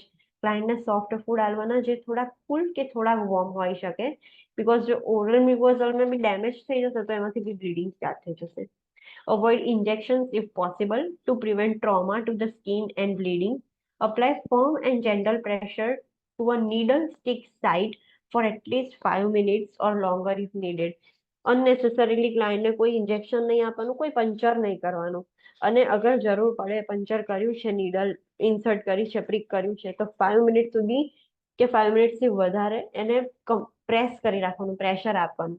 હવે બ્લીડિંગ પ્રિકોશન પર હોય ક્લાયન્ટને ડાયાબિટીસ હોય તો આપણે શુગર તો ચેક કરવું જ પડશે, એના તો વગર ઓપ્શન નહીં. તો તમે એવું કરો તો એને લોંગ ટાઈમ સુધી એને પ્રેશર અપ્લાય કરી રાખવું પડે. Pad side rails and sharp corners of the bed and furniture. એના રૂમમાં જેટલું બી ફર્નિચર હોય એમાં જો કોર્નર્સ શાર્પ હોય તો એને પેડિંગ કરી દેવાનું. એની સાઇડ રેલ્સ જે હોય બેડની એને બી પેડિંગ કરી દેવાનું. તો ભૂલથી બી કદાચ ક્લાયન્ટને વાગી જાય તો બ્લીડિંગ ના સ્ટાર્ટ થઈ જાય. Avoid rectal suppositories, enema and thermometers. રેક્ટમમાં સપોઝિટરીઝ બી નહીં નાખવાની, મતલબ એનિમા બી નહીં આવવાનું, થર્મોમીટર બી કશું જ નહીં નાખવાનું બીકોઝ એ બહુ વાસ્ક્યુલર એરિયા છે, ગમે ત્યારે બ્લીડ થઈ શકે. Instruct client to take a stool softener to avoid straining from bowel movement. ક્લાયન્ટને કહેવાનું કે stool softener લઈ લેવાનું એટલે કોન્સ્ટિપેટેડ ના થઈ જાય, ક્લાયન્ટને બહુ સ્ટ્રેન ના લેવો પડે, બહુ સ્ટ્રેન કરશે તો બી કદાચ બ્લીડ થઈ જશે ક્લાયન્ટને. If the client is menstruating, count the number of pads or tampons used. અગર ફિમેલ ક્લાયન્ટ છે અને મેન્સ્ટ્રુએશન સ્ટાર્ટ થઈ ગઈ છે તો નંબર ઓફ જે પેડ્સ છે કે જે ટેમ્પોન્સ યુઝ કરે છે એ આપણે કાઉન્ટ કરવા પડશે, બીકોઝ બ્લીડિંગ બહુ જ વધારે થશે એ લોકોને. Administer blood products as prescribe. બહુ બ્લીડિંગ થઈ જશે તો પછી આપણે બ્લડ પ્રોડક્ટ્સ બી આલવા પડે એને. Instruct the client to use a soft toothbrush and avoid dental floss. જે બ્રિસલ્સ હોય ટૂથબ્રશના એ સોફ્ટ યુઝ કરવાના. ડેન્ટલ ફ્લોસ એટલે પેલું થ્રેડ જેવું જે ટીથને ક્લિનિંગ કરવા માટે આપણે યુઝ કરીએ એ અવોઇડ કરવાનું, ઇન્જરી થઈ શકે છે. Instruct the client to use only an electric razor for shaving. Electric razor જ યુઝ કરવાનું, પેલી શેવિંગ બ્લેડ યુઝ નહીં કરવા દેવાની ક્લાયન્ટને. Instruct the client to avoid blowing the nose. ક્લાયન્ટને કહેવાનું નોઝ બ્લો નહીં કરવાનું, નહીં તો એપિસ્ટેક્સિસ થઈ જાય. Discourage the client from engaging in activities involving use of sharp objects. Contact sports are also needed to be avoided. ક્લાયન્ટને કહેવાનું કે એવી કશી જ એક્ટિવિટી નહીં કરવાની કે જેમાં તમારો કોન્ટેક્ટ થતો હોય કોઈ શાર્પ ઓબ્જેક્ટ જોડે. ફોર એક્ઝામ્પલ ફિમેલ હોય તો એને કહેવાનું કે કુકિંગ કે ચોપિંગ નહીં કરવાનું, ચોપિંગ કરવામાં કદાચ એને વાગી ગયું તો તકલીફ થઈ જાય. એન્ડ કોન્ટેક્ટ સ્પોર્ટ્સ એટલે એવા સ્પોર્ટ્સ જેમ કે રેસલિંગ છે ને એવું, જે કોન્ટેક્ટ સ્પોર્ટ્સ છે એવા બધા અવોઇડ કરવાના. Instruct the client to avoid using NSAIDs and products that contain aspirin. Aspirin છે એ non steroidal anti inflammatory drug છે એટલે અવોઇડ કરવાનું. અને કોઈ બી બીજી મેડિકેશન હોય કે જેમાં એસ્પિરિનનું કોમ્પોનેન્ટ બી હોય એ બી અવોઇડ કરવાનું. એસ્પિરિન શું કરશે? બ્લીડિંગ વધારી દે. યસ, બ્લડ થીન કરશે અને બ્લીડિંગ વધારશે. તો ઓલરેડી ક્લાયન્ટને બ્લીડિંગના રિસ્ક છે, તમે એસ્પિરિન આપ્યું તો પછી ક્યાં જઈને ઉભું રહે? Instruct the client to consult with their oncologist before having dental work performed. તમારે કોઈ ડેન્ટલની સર્જરી કરાવવાની છે, ડેન્ટલની પ્રોસિજર કરાવવાની છે, કોઈ બી બ્રેસિસ કે કશું બી તમારે ડેન્ટલની વસ્તુ કરાવવાની છે તો એમાં બ્લીડિંગ થાય, એ પ્રોસિજર થતી હોય ને ત્યારે બ્લીડિંગ થાય. તો ડેન્ટલની કોઈ બી પ્રોસિજર કરાવતા પહેલા તમારે ઓન્કોલોજિસ્ટને મળી લેવાનું અને પૂછી લેવાનું કે હું કરાવું, એ અગર અલાવ કરે તો જ કરાવવાનું. અન્ડરસ્ટેન્ડ? આ હતા બ્લીડિંગ પ્રિકોશન્સ. આ જે 21 આપણે પોઈન્ટ જોયા બધા જ બ્લીડિંગ પ્રિકોશન્સ હતા. એન્ડ એવું નહીં કે લ્યુકેમિયામાં જ, કોઈ બી જે થ્રોમ્બોસાઇટોપેનિક ક્લાયન્ટ હોય જેમાં પ્લેટલેટના કાઉન્ટ ઓછા હોય એમનામાં બ્લીડિંગ પ્રિકોશન્સ લેવામાં આવે. Next is fatigue and nutrition. જે ક્લાયન્ટ લ્યુકેમિક હશે એમનામાં ફટીગ બી જોવા મળશે અને ન્યુટ્રિશન બી મતલબ પ્રોપર નહીં હોય, પુઅર હશે એમ. તો ફટીગ અને ન્યુટ્રિશનને ધ્યાનમાં રાખીને આપણે શું કરવાનું? Assist the client in selecting a well-balanced diet. Provide small, frequent meals, high calorie, high protein and high carbohydrate because energy ની બહુ જ જરૂર છે એને. That requires little chewing to reduce energy expenditure at meal times. એને small food આપવાનું અને frequent food આપવાનું, એટલે એવરી 3-4 અવર્સ એને ક્લાયન્ટને ફૂડ આપવાનું. અને ફૂડ એવું આપવાનું કે જે એને ચાવવામાં બહુ મહેનત ના કરવી પડે, બીકોઝ એના જોડે એનર્જી બિલકુલ નથી. તો ચાવવામાં એનર્જી વેસ્ટ ના થાય એવું ફૂડ આપવાનું. અને ફૂડ એવું આપવાનું કે જેને એનર્જી વધારે મળી રહે, એટલે હાઈ કેલરી, હાઈ પ્રોટીન ને હાઈ કાર્બોહાઈડ્રેટ ડાયટ આપવાનું. Assist the client in a self care and mobility activities. ક્લાયન્ટને સેલ્ફ કેર એટલે પોતાનું આખું મતલબ ડેલી રૂટીનમાં એને હેલ્પ કરવાનું, બીકોઝ એ બહુ જ ફટીગ હશે ક્લાયન્ટને. Allow adequate rest periods during care. જ્યારે એમને કોઈ કેર પ્રોવાઈડ કરતા હોય ત્યારે વચ્ચે વચ્ચે રેસ્ટ પીરિયડ ક્લાયન્ટને આપવાનું. Do not perform activities unless they are essential. Assist the client in scheduling important or pleasurable activities during period of highest energy. Client જ્યાં સુધી જરૂરી ના હોય ત્યાં સુધી અનનેસેસરી કોઈ એક્ટિવિટી કરવાની નહીં. અને જ્યારે ક્લાયન્ટ આખા દિવસમાં એક ફેઝ એવો હોય કે જ્યારે ક્લાયન્ટને એનર્જેટિક ફીલ થતું હોય તો ક્લાયન્ટને સ્કેડ્યુલ કરવાનું કે એ ટાઈમમાં તમને જે એક્ટિવિટીઝ ગમતી હોય, જેને તમનેથી પ્રેશર ફીલ થતું હોય એવી એક્ટિવિટીઝ કરો. Administer blood products for anaemia as prescribe. ક્લાયન્ટને અનેમિયા છે, ફટીગ એને લીધે જ થયું છે તો બ્લડ પ્રોડક્ટ્સ બી આપણે એડમિનિસ્ટર કરવા પડે. એડિશનલ ઇન્ટરવેન્શન્સ આપણે શું ધ્યાન રાખી શકીએ? Chemotherapy first. Induction therapy is aimed at achieving a rapid complete remission of manifestation of the disease. લ્યુકોપેનિયા છે ક્લાયન્ટને તો એની સાથે સાથે આપણે કીમોથેરાપી બી આપી શકીએ. કીમોથેરાપીથી શું થશે કે જે બી શું કહેવાય કે પ્રોબ્લેમ છે, મેલિગ્નન્સી છે, એ આપણે કંટ્રોલમાં લાવી શકીએ. Consolidation therapy is administered early in the remission with the aim of curing. Remission period એટલે એવો પીરિયડ કે જ્યારે ક્લાયન્ટના સિમ્ટમ્સ સ્ટેબલ છે. તો જે કોન્સોલિડેશન થેરાપી છે એ જ્યારે રેમિશન પીરિયડમાં હોય, ક્લાયન્ટ અત્યારે સ્ટેબલ છે ત્યારે આપવાની. તો એનાથી શું થશે કે ક્લાયન્ટને જલ્દી ક્યોર થઈ જશે. Maintenance therapy may be prescribed for the months or years after successful induction of consolidation therapy. The aim is to maintain remission. હવે પહેલા આપણે સ્ટાર્ટ કર્યું, ઇન્ડ્યુસ કર્યું કોઈ થેરાપી, એટલે ઇન્ડક્શન થેરાપી આપી, કોન્સોલિડેશન એટલે કન્ટિન્યુ રહી, અને મેન્ટેનન્સ થેરાપી એટલે હવે લાઈફ ટાઈમ સુધી એ થેરાપીને મેન્ટેન કરવામાં આવે ફોર મંથ્સ ઓર યર્સ. અને એનાથી શું થશે કે જે રેમિશન પીરિયડ છે, રેમિશન પીરિયડ મતલબ સ્ટેબલ સ્ટેબલ ક્લાયન્ટ, એનું સિમ્ટમ્સ, એનું જે લ્યુકેમિયા છે એ એગ્રોવેટ નથી થયું. તો એ જે રેમિશન પીરિયડ છે એ મેન્ટેન રહે, વર્સ્ટ નથી જાય. બસ રેમિશન પીરિયડને આપણે મેન્ટેન રાખવાનું છે, ક્લાયન્ટને રેમિશન ફેઝમાં જ રાખવાનું છે.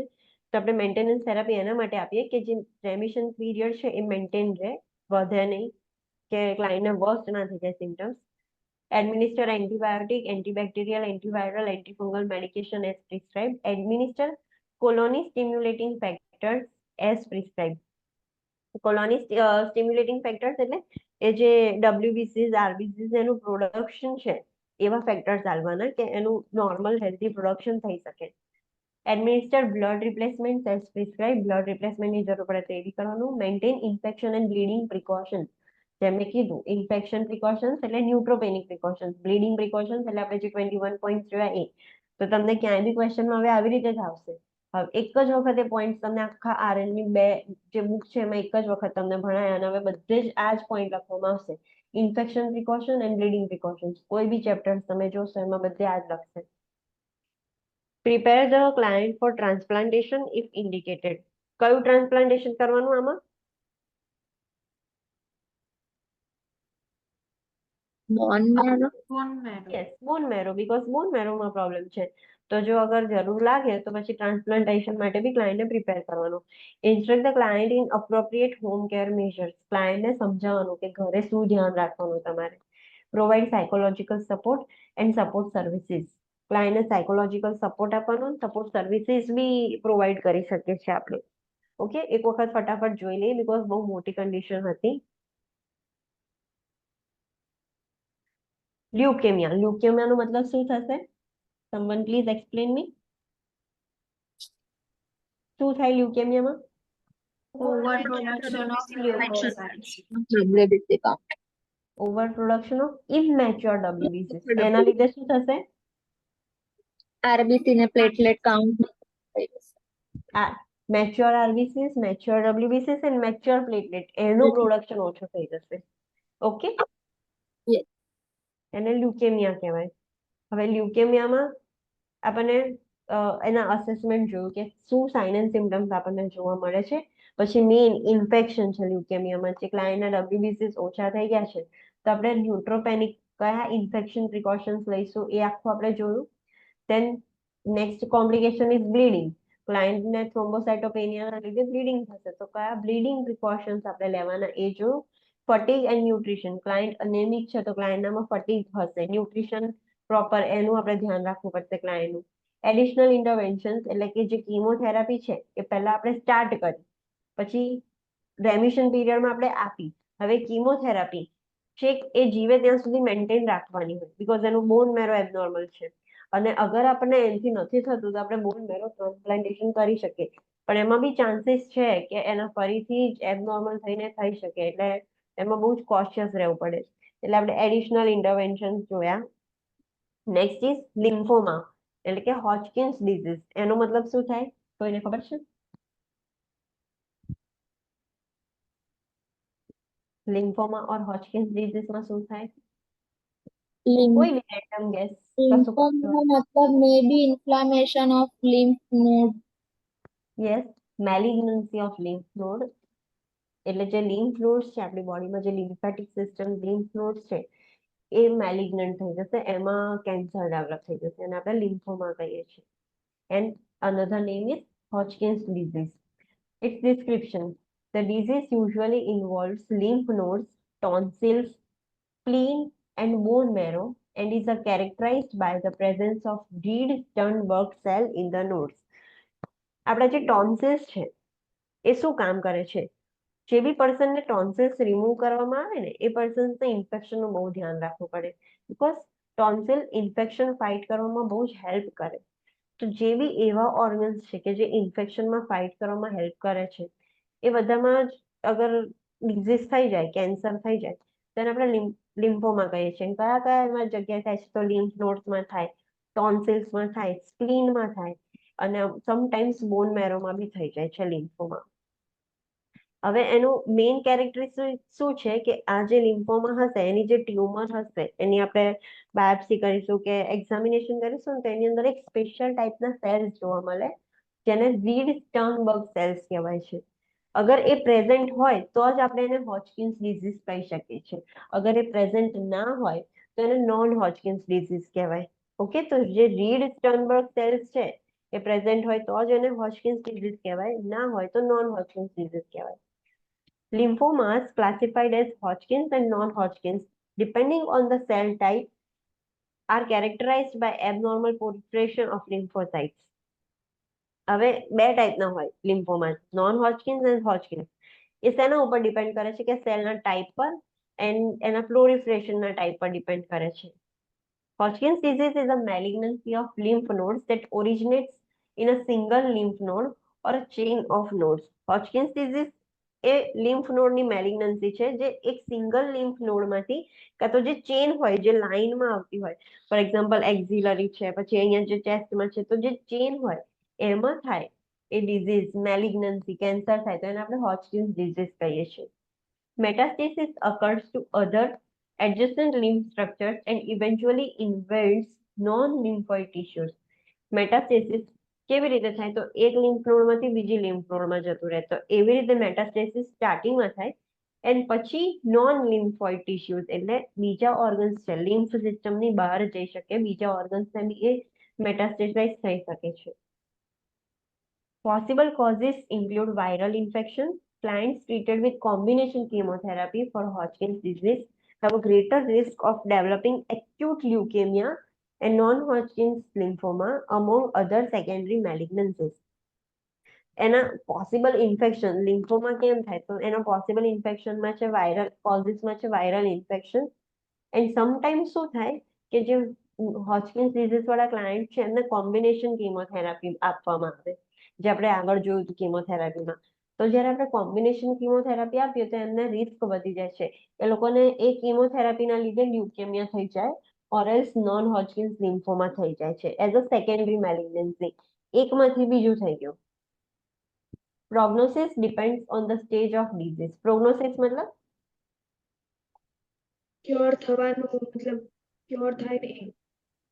હીલિંગ પ્રોસેસ કાઇન્ડ ઓફ કહી શકીએ કે કયા સ્ટેજનું છે એના ઉપર પ્રોગ્નોસિસ ડિપેન્ડ કરે છે. લાસ્ટ સ્ટેજમાં હશે તો પ્રોગ્નોસિસ પુઅર હશે, એટલું જલ્દી હીલ નહીં થાય, ક્યોર નહીં થાય, એટલે પ્રોગ્નોસિસનો મતલબ આપણે હીલિંગ પર્પસ કહી શકીએ છીએ.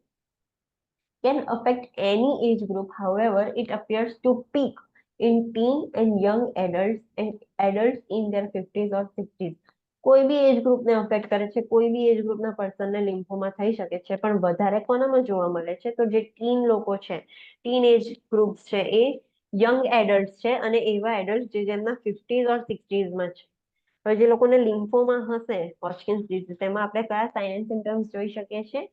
So fever, chills and tachycardia, malaise, fatigue and weakness, night sweats, loss of appetite and significant weight loss જોવા મળશે, anemia and thrombocytopenia, enlarged lymph nodes, spleen and liver, positive biopsy of lymph node with cervical nodes most often affected first. જ્યારે lymph નોડની biopsy કરવામાં આવે ત્યારે positive આવે, અને જે સર્વાઇકલ નોડ્સ છે, સર્વાઇકલ એટલે કઈ નોડ ક્યાં હશે?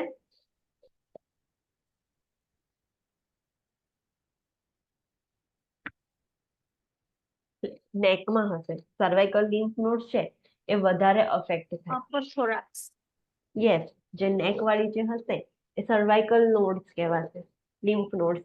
પછી આર્મપીટમાં હોય એને એક્ઝિલરી લિમ્ફ નોડ કહેવાય. તો જે આમાં હોજકિન્સ ડિઝીઝ છે ને એમાં અપર સાઈડની જે લિમ્ફ નોડ છે ને વધારે ઇન્વોલ્વ હોય ને એમાં બી ખાસ કરીને સર્વાઇકલ લિમ્ફ નોડનું કેન્સર વધારે થતું હોય છે.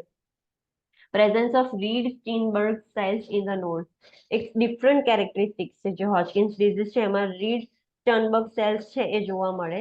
Positive CT scan for liver and spleen, liver અને સ્પ્લીનનું સીટી સ્કેન કરશે તો પોઝિટિવ આવશે, એનો મતલબ કે એનલાર્જ જોવા મળશે. Positron emission tomography to stage the disease and monitor response to therapy. PET scan કરવામાં આવે, કેમ? તો ખબર પડે કે ડિઝીઝ કયા સ્ટેજમાં છે અને ટ્રીટમેન્ટ ચાલુ છે તો એની કેટલી અસર થઈ, કેટલો ઓછો થયો, કેટલો વધ્યો. થેરાપીની રિસ્પોન્સ મોનિટર કરવા માટે આવે, પેટ સ્કેન કરવામાં આવે. ઇન્ટરવેન્શન, આપણે એવા ક્લાયન્ટમાં શું ધ્યાન કરવાનું? Procedure intervention for earlier stage, એટલે કે સ્ટેજ 1 એન્ડ સ્ટેજ 2 માં હોય જ્યારે મેટાસ્ટેટાઇઝ નથી થતું. સ્ટેજ 1 એન્ડ સ્ટેજ 2 માં મેટાસ્ટેસિસ નહોતું થતું. Without mediastinal node involvement, the treatment of choice is extensive external radiation of the involved lymph node region. હવે સ્ટેજ 1 એન્ડ 2 માં જે લિમ્ફ નોડ હોય એક લિમ્ફ નોડમાં થયું છે તો એમાં જ રહેશે. મેટાસ્ટેસાઇઝ કે પેલું મીડિયાસ્ટિનલ નોડ ઇન્વોલ્વમેન્ટ નહીં થાય, એક જ લિમ્ફ નોડમાં હશે. તો એના માટે ચોઇસ ઓફ ટ્રીટમેન્ટ શું છે? External radiation therapy. એક જ લિમ્ફ નોડ પર ટાર્ગેટ કરીને એ સેલ્સને બ્રેક કરવામાં આવે, જે ટ્યુમર છે એને બ્રેક કરી દે. With more extensive disease, radiation and multi agent chemotherapy are use. અગર વધારે એક્સટેન્સિવ થઈ ગયું છે, એટલે કે સ્ટેજ 3 અને સ્ટેજ 4 માં જતું રહ્યું છે, બધે સ્પ્રેડ થઈ ગયું છે, બધી જ લિમ્ફ નોડ ઇન્વોલ્વ થઈ ગઈ છે, તો એના માટે રેડિયેશન થેરાપીની સાથે સાથે મલ્ટી એજન્ટ એટલે બધા બહુ જ ડ્રગ્સનો યુઝ કરીને કીમોથેરાપી પણ આપવી પડે ક્લાયન્ટને. Monitor for side effects related to chemotherapy or radiation therapy. Chemotherapy અને રેડિયેશન થેરાપીના જે સાઇડ ઇફેક્ટ્સ છે એ મોનિટર કરવાના આવશે જ એ. તો આપણે એમાં ધ્યાન રાખવાનું, મોનિટરિંગ કરવાનું. Monitor for signs of infections and bleeding, because કેમ ઇન્ફેક્શન અને બ્લીડિંગના સાઇન્સ મોનિટર કરવાના? કારણ કે હોજકિન્સ ડિઝીઝને આપણે ટ્રીટ કરીએ તો સિવિયર ઇમ્યુનો સપ્રેશન થઈ જાય છે ને એના લીધે લ્યુકેમિયા થઈ જાય. હવે લ્યુકેમિયામાં ઇન્ફેક્શન અને બ્લીડિંગ મેઇન કોમ્પ્લિકેશન્સ છે, તો એ આપણે ધ્યાન રાખવાનું. Maintain infection and bleeding precautions. આઈ ફરી નહીં, હવે બધે આ જ લાઈન આવશે કે infection and bleeding precautions maintain કરવાનું. તો તમને લાઈટ થવી જોઈએ કે કયા પ્રિકોશન્સ મારે લેવાના છે. Discuss the possibility of sterility with the client receiving chemotherapy and or radiation therapy and inform the client of fertility options such as sperm banking. ક્લાયન્ટને કહેવાનું કે જે બી કિમોથેરાપી રેડિયેશન થેરાપી લે છે તો એને સ્ટરીલિટી આવી જશે. સ્ટરીલિટી મતલબ કે એ ઇનફર્ટાઇલ થઈ જશે. હવે સ્ટરાઇલ મતલબ સ્ટરીલિટી આવી ગઈ છે, ક્યારે બી પેરેન્ટ નહીં બની શકે, તો એવા ક્લાયન્ટને આપણે કહી શકીએ કે બીજા ફર્ટિલિટી ઓપ્શન છે જેમ કે IVF, surrogacy for females and male હોય તો એનું સ્પર્મ બેન્કિંગ એટલે સ્પર્મને સ્ટોર કરાવી શકે છે ફ્યુચરમાં કામ માટે. તો જે બી કીમો અને રેડિયેશન લેતું હોય એનું એક ડ્રોબેક છે કે એ સ્ટરાઇલ થઈ જશે, એ ક્લાયન્ટ ઇનફર્ટાઇલ થઈ જશે. Understand? Take 5 minutes break and we will start from multiple myeloma.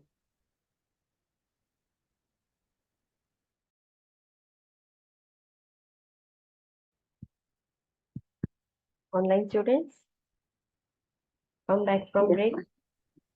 Okay. So let's start with our new condition is multiple myeloma. What do you mean by multiple myeloma? Abnormal production of plasma cell within a bone. Yes, but what do you mean by which types of plasma cells? Malignant, sorry. Sorry, Malignant. malignant, but જે plasma હોય blood plasma, તો plasma cells other than platelet and RBCs, જેટલા બી rest of the cells છે including WBCs are called as plasma cells. Blood is composed of platelet, RBCs and plasma cells. તો જે પ્લાઝમાની અંદર જેટલા બી types of WBCs and other cells છે એ અગર malignantly proliferate થશે એટલે excessive production થશે તો એને malignancy of plasma cells કહેવાય અને એનું ટર્મિનોલોજી છે multiple myeloma. Understand? Yeah. Yes. a malignant proliferation of plasma cells within the bone. બોન મેરોમાંથી આ બધા જ સેલ્સનું પ્રોડક્શન બોન મેરોમાં થાય છે. તો બોનની અંદર મેલિગ્નન્ટલી ઇન્ક્રીઝ નંબર ઓફ પ્રોડક્શન થશે પ્લાઝમા સેલ્સનું, એને આપણે મલ્ટિપલ માયલોમા કહીએ છીએ. Excessive number of abnormal plasma cells invade the bone marrow and ultimately destroy the bone. હવે બહુ જ એક્સેસિવ પ્રોડક્શન થઈ ગયું છે પ્લાઝમા સેલ્સનું. તે અગર બોનમાં ઇન્વેડ થશે, બોનમાં એન્ટર થઈ જશે, તે બોનને ડેમેજ કરી દેશે, એટલે બોન મેરોને ડેમેજ કરી દેશે. અગર ઇન્વેઝન ઓફ લિમ્ફ નોડ થશે તો લિમ્ફ નોડ્સને ડેમેજ કરી દેશે. સ્પ્લીન એન્ડ લીવરમાં બી એ ઇન્વેડ થઈ શકે છે, એક્સ્ટ્રા નંબર ઓફ જે પ્લાઝમા સેલ્સ છે, અને પછી એમને પણ એ ડેમેજ ક્રિએટ કરી શકે છે. The abnormal plasma cells produce an abnormal antibody, myeloma protein or the Bence-Jones protein. હવે જે પ્લાઝમા સેલ્સ છે એમાં આપણે કીધું કે WBCs બી હોય, other than RBCs and platelets. તો એ abnormal number of antibodies create કરશે. માયલોમા એન્ટીબોડીઝ એટલે કે ટાઈપ ટી જે સેલ્સ છે એવા ટાઈપની એન્ટીબોડીઝ ક્રિએટ કરશે, જેને આપણે બેન્સ જોન્સ પ્રોટીન્સ બી કહીએ છીએ, found in the blood and urine. હવે જે એબનોર્મલ એન્ટીબોડીઝ ક્રિએટ થઈ તો એ ક્લાયન્ટના યુરિનમાં પણ જોવા મળશે અને ક્લાયન્ટના બ્લડમાં પણ આપણને જોવા મળશે. Multiple myeloma causes decreased production of immunoglobulins and antibodies and increased level of uric acid and calcium. જે એબનોર્મલ એન્ટીબોડીઝ થઈ છે એ ઇમેચ્યોર છે, પણ જે મેચ્યોર એન્ટીબોડીઝ છે એનું પ્રોડક્શન ઓછું છે. ઇમ્યુનોગ્લોબ્યુલિન્સ એન્ડ એન્ટીબોડીઝ જે મેચ્યોર છે એ ઓછી છે, ઇનમેચ્યોર છે એ વધારે છે. એના લીધે શું થશે કે યુરિક એસિડ અને કેલ્શિયમના જે લેવલ છે બોડીની અંદર એ ઇન્ક્રીઝ થશે, which can lead to kidney failure. એ excessive uric acid and excessive calcium કિડનીઝમાં અક્યુમ્યુલેટ થઈ જશે એન્ડ એના લીધે કિડનીઝ ફેલ થઈ જશે. The disease typically develops slowly and the cause is unknown. આ જે ડિઝીઝ છે મલ્ટિપલ માયલોમા એકદમ સ્લોલી ડેવલપ થાય, એટલે કે ક્રોનિક છે અને એનો કોઝ અનનોન છે, ખબર નથી કેવી રીતે થાય છે. The risk factors includes a diagnosis of monoclonal gammopathy of undetermined significance. હવે અગર આજે MGUS નો ટેસ્ટ કરાવીએ અને એ પોઝિટિવ આવે તો ચાન્સીસ છે કે ક્લાયન્ટને ગમે ત્યારે મલ્ટિપલ માયલોમા થઈ શકશે. એના પરથી એવું આઈડેન્ટિફાઈ થાય કે ક્લાયન્ટના જે પ્લાઝમા સેલ્સ છે એ એબનોર્મલ છે. અસેસમેન્ટ, જેને બી મલ્ટિપલ માયલોમા હશે એના અસેસમેન્ટમાં શું જોવા મળશે તો bone or skeletal plane, especially in the ribs, spine and pelvis. અગર એ પ્લાઝમા સેલ્સ બોનમાં ઇન્વેડ થશે તો બોન્સને ડેમેજ કરશે, તો બોન પેઇન થશે. ક્યાં આગળ તો રિબ્સમાં, સ્પાઇનમાં અને પેલ્વિસમાં પેઇન થશે. વીકનેસ એન્ડ ફટીગ જોવા મળશે. રિકરન્ટ ઇન્ફેક્શન, બીકોઝ એની એન્ટીબોડીઝ એન્ડ ઇમ્યુનિટી, જે mature immunoglobulins and mature antibodies છે એ ઓછી છે. અનેમિયા જોવા મળશે ક્લાયન્ટને. Urine analysis shows Bence Jones proteinuria. Urine analysis કરીશું એટલે Bence Jones, a type of antibodies જે માયલોમા પ્રોટીન હતી એ યુરિનમાં જોવા મળશે. And elevated total serum protein level, બોડીનું જે સીરમ પ્રોટીન, બોડીનું જે સીરમ છે એમાં જે પ્રોટીનનું લેવલ છે એ બી એલિવેટેડ જોવા મળશે. Osteoporosis, bone loss and development of pathological fracture. Osteoporosis મતલબ કે જે બોન્સ છે એકદમ પોરસ થઈ જશે, હોલો થઈ જશે એન્ડ એના લીધે ફ્રેક્ચર પણ થઈ જશે ક્લાયન્ટને. થ્રોમ્બોસાઇટોપેનિયા એન્ડ લ્યુકોપેનિયા. થ્રોમ્બોસાઇટોપેનિયા મતલબ ડિક્રીઝ પ્લેટલેટ્સ એન્ડ લ્યુકોપેનિયા મતલબ ડિક્રીઝ આરબીસીસ, એ પણ જોવા મળશે. Elevated calcium and uric acid levels, બ્લડની અંદર કેલ્શિયમનું લેવલ ઇન્ક્રીઝ થઈ ગયું છે અને યુરિક એસિડનું લેવલ્સ બી ઇન્ક્રીઝ થઈ ગયું છે. એન્ડ કિડની ફેલિયર, એ બી એક સાઇન એન્ડ સિમ્ટમ છે મલ્ટિપલ માયલોમાનું. Spinal cord compression and paraplegia. હવે જે સ્પાઇનના બોન્સ છે એ ફોલો થઈ ગયા છે, ઓસ્ટિયોપોરસ થઈ ગયા છે, તો એ કમ્પ્રેસ થઈ જશે અને બોન્સ જે વર્ટિબ્રલ છે, વર્ટિબ્રલ કોલમ એ કમ્પ્રેસ થશે. એના લીધે જે સ્પાઇનલ કોર્ડ છે વર્ટિબ્રાની અંદર એ ડેમેજ થશે અને સ્પાઇનલ કોર્ડ કમ્પ્રેસ થઈ જશે. હવે સ્પાઇનલ કોર્ડ કમ્પ્રેસ થઈ જશે તો જે એની નર્વ્સ છે જે લેગ્સમાં જાય છે એને ડેમેજ થશે, તો એના લીધે પેરાપ્લેજિયા એટલે જે લોઅર લિમ્સ છે લેગ્સમાં પેરાલિસિસ થઈ જશે ક્લાયન્ટને. Bone marrow aspiration shows an abnormal number of immature plasma cells. Bone marrow aspiration કરીશું તો પ્લાઝમા સેલ્સ બહુ જ બધા જોવા મળશે પણ બધા જ ઇમેચ્યોર છે. એના લીધે એ નોર્મલ જે આરબીસીસ છે, ડબ્લ્યુબીસીસ છે, પ્લેટલેટ છે એને ગ્રો નહીં થવા દે. જે એબનોર્મલ પ્લાઝમા સેલ્સ છે બોનમાં ઇન્વેડ થઈને જે બોન મેરો છે એને ડેમેજ કરી દેશે અને નોર્મલ પ્રોડક્શન નહીં થવા દે normal સેલ્સનું. The client with multiple myeloma is at risk for pathological fractures, therefore provide skeletal support during movement, turning and ambulating and provide a hazard-free environment. હવે આ જેમ આપણે જોયું કે ક્લાયન્ટના જે બોન્સ છે એકદમ પોરસ થઈ જશે, તો એવા જે ક્લાયન્ટ છે એમને ફ્રેક્ચર્સના ચાન્સીસ બહુ જ વધી જશે. તો જ્યારે તમે એવા ક્લાયન્ટને કેર પ્રોવાઈડ કરો ત્યારે લોકોને સપોર્ટ પ્રોવાઈડ કરવાનો ડ્યુરિંગ મોમેન્ટ કરાવતી વખતે એમને ટર્નિંગ બી કરવાનું હોય ત્યારે બી ધ્યાન રાખવાનું, એમ્બ્યુલેટ કરાવો ક્લાયન્ટને ત્યારે બી, અને એમના માટે એક હેઝાર્ડ ફ્રી મોમેન્ટ રાખવાનું કે જેથી એમને ઇન્જરી ના થાય અને ફ્રેક્ચર ના થઈ જાય. ઇન્ટરવેન્શન્સ ઇન મલ્ટિપલ મેલોમા, તો administer chemotherapy as prescribe. Obvious છે કે એમને મેલિગ્નન્સી છે પ્લાઝમા સેલ્સની, તો આપણે chemotherapy આપવી પડશે. Provide supportive care to control symptoms and prevent complication, especially bone fractures, hypercalcemia, kidney failure and infections. આપણે સપોર્ટિવ થેરાપી આપવી પડશે એમને અને સિમ્ટમ્સને કંટ્રોલ કરવાના, સિમ્ટમેટિક ટ્રીટમેન્ટ આપવાની કે જેનાથી કોમ્પ્લિકેશન્સ ના થઈ જાય. કેવી કોમ્પ્લિકેશન્સ? તો બોન ફ્રેક્ચર્સ છે એ, હાઇપરકેલ્સિયમિયા ના થઈ જાય, કિડની ફેલ ના થઈ જાય અને ઇન્ફેક્શન ના થાય એના માટે. Maintain neutropenic and bleeding precautions as necessary. Again, I monitor for signs of bleeding, infection, and skeletal fractures. Any signs monitor કરવાની. Encourage the consumption of at least 2 liters of fluid per day to offset potential problems associated with hypercalcemia, hyperuricemia, and proteinuria, and encourage additional fluid as indicated and tolerated. ક્લાયન્ટને કહેવાનું કે at least 2 litre of fluid consume કરે. કેમ? કારણ કે એની બોડીમાં calcium, uric acid and protein, જે extra protein છે urine through નીકળે છે, પણ બ્લડની અંદર કેલ્શિયમ અને યુરિક એસિડ બહુ વધારે છે. તો ટુ ડાયલ્યુટ ધેટ અને આપણે યુરિન થ્રુ એને નીકાળી શકીએ, ધેટ્સ વાય ક્લાયન્ટને કહેવાનું કે as much as possible fluid intake, fluid consumption કરે. Monitor for the signs of kidney failure. Collect 24-hour urine as prescribed. Kidney ફેલના સાઇન્સ મોનિટર કરવાના અને એના માટે ક્લાયન્ટને આપણે 24 અવરનું યુરિન ટેસ્ટ કરાવવાનું કે જેમાં ક્લાયન્ટ 24 અવર સુધીનું યુરિન ભેગું કરે અને પછી એને ટેસ્ટ કરવામાં આવે. Encourage ambulation to prevent renal problems and to slow down the bone resorption. ક્લાયન્ટને એમ્બ્યુલેશન કરવાનું, ક્લાયન્ટને કહેવાનું કે ડેલી વોક કરે, જેના લીધે શું થશે કે રિનલ પ્રોબ્લેમ્સ છે એ ઓછા થશે, પ્રિવેન્ટ કરી શકીશું. એન્ડ બોન રિસોર્પ્શન એટલે બોન છે એ ઓસ્ટિયોપોરસ થઈ ગયા છે ઓલરેડી. તો જેટલું ક્લાયન્ટ એક્ટિવિટીમાં ઇન્વોલ્વ રહેશે એટલા ક્લાયન્ટના જે બોન્સ છે એ થોડા હેલ્ધી રહેશે, એટલા જલ્દી ઓસ્ટિયોપોરોસિસ નહીં થઈ જાય. Administer IV fluids and diuretics as prescribed to increase renal excretion of calcium.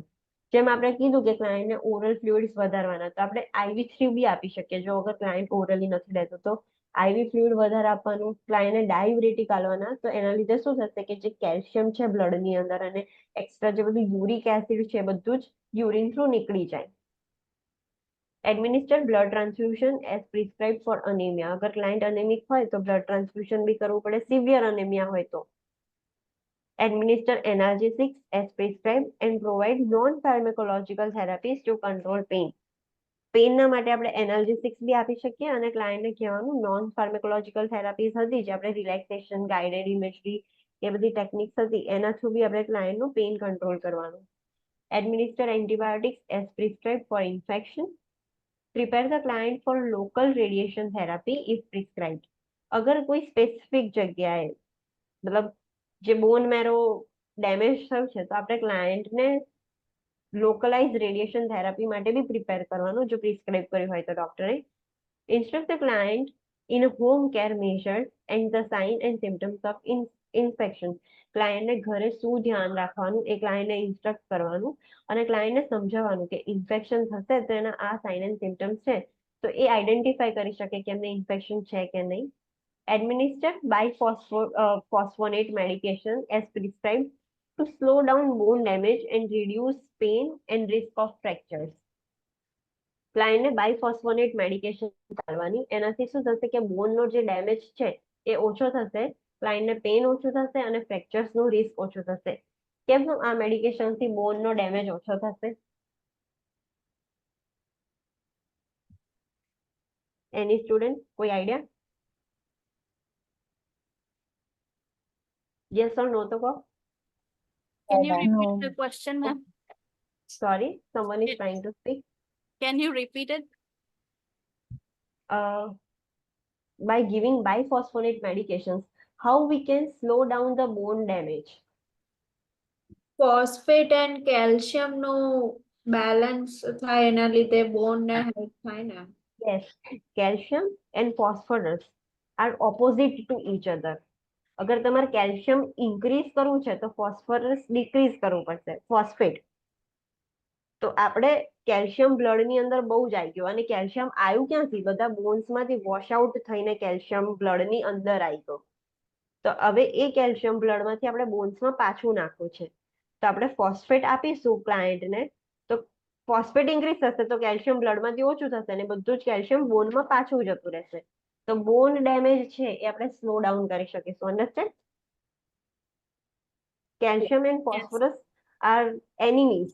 એક ઇન્ક્રીઝ થશે તો બીજું ડિક્રીઝ થશે. તો કેલ્શિયમ બ્લડની અંદર ઇન્ક્રીઝ થઈ ગયું છે, તો હવે એને ઓછું કરવા માટે આપણે ફોસ્ફરસને ઇન્ક્રીઝ કરીશું, તો કેલ્શિયમ ઓટોમેટિકલી બ્લડની અંદર ડિક્રીઝ થઈ જશે અને બોન્સમાં પાછું જતું રહેશે.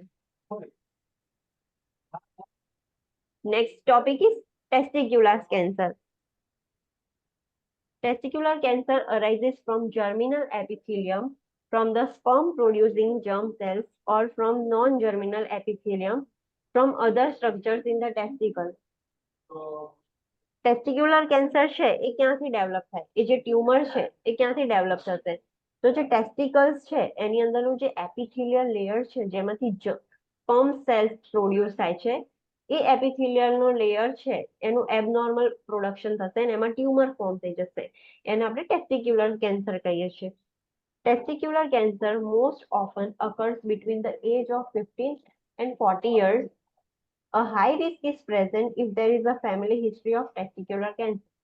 ટેસ્ટિક્યુલર કેન્સર કઈ એજ ગ્રુપમાં વધારે જોવા મળે છે? તો 15 to 40 યર્સમાં વધારે જોવા મળે છે. એન્ડ એમાં બી જો અગર ફેમિલી હિસ્ટ્રી હોય ટેસ્ટિક્યુલર કેન્સરની તો ચાન્સીસ વધી જશે.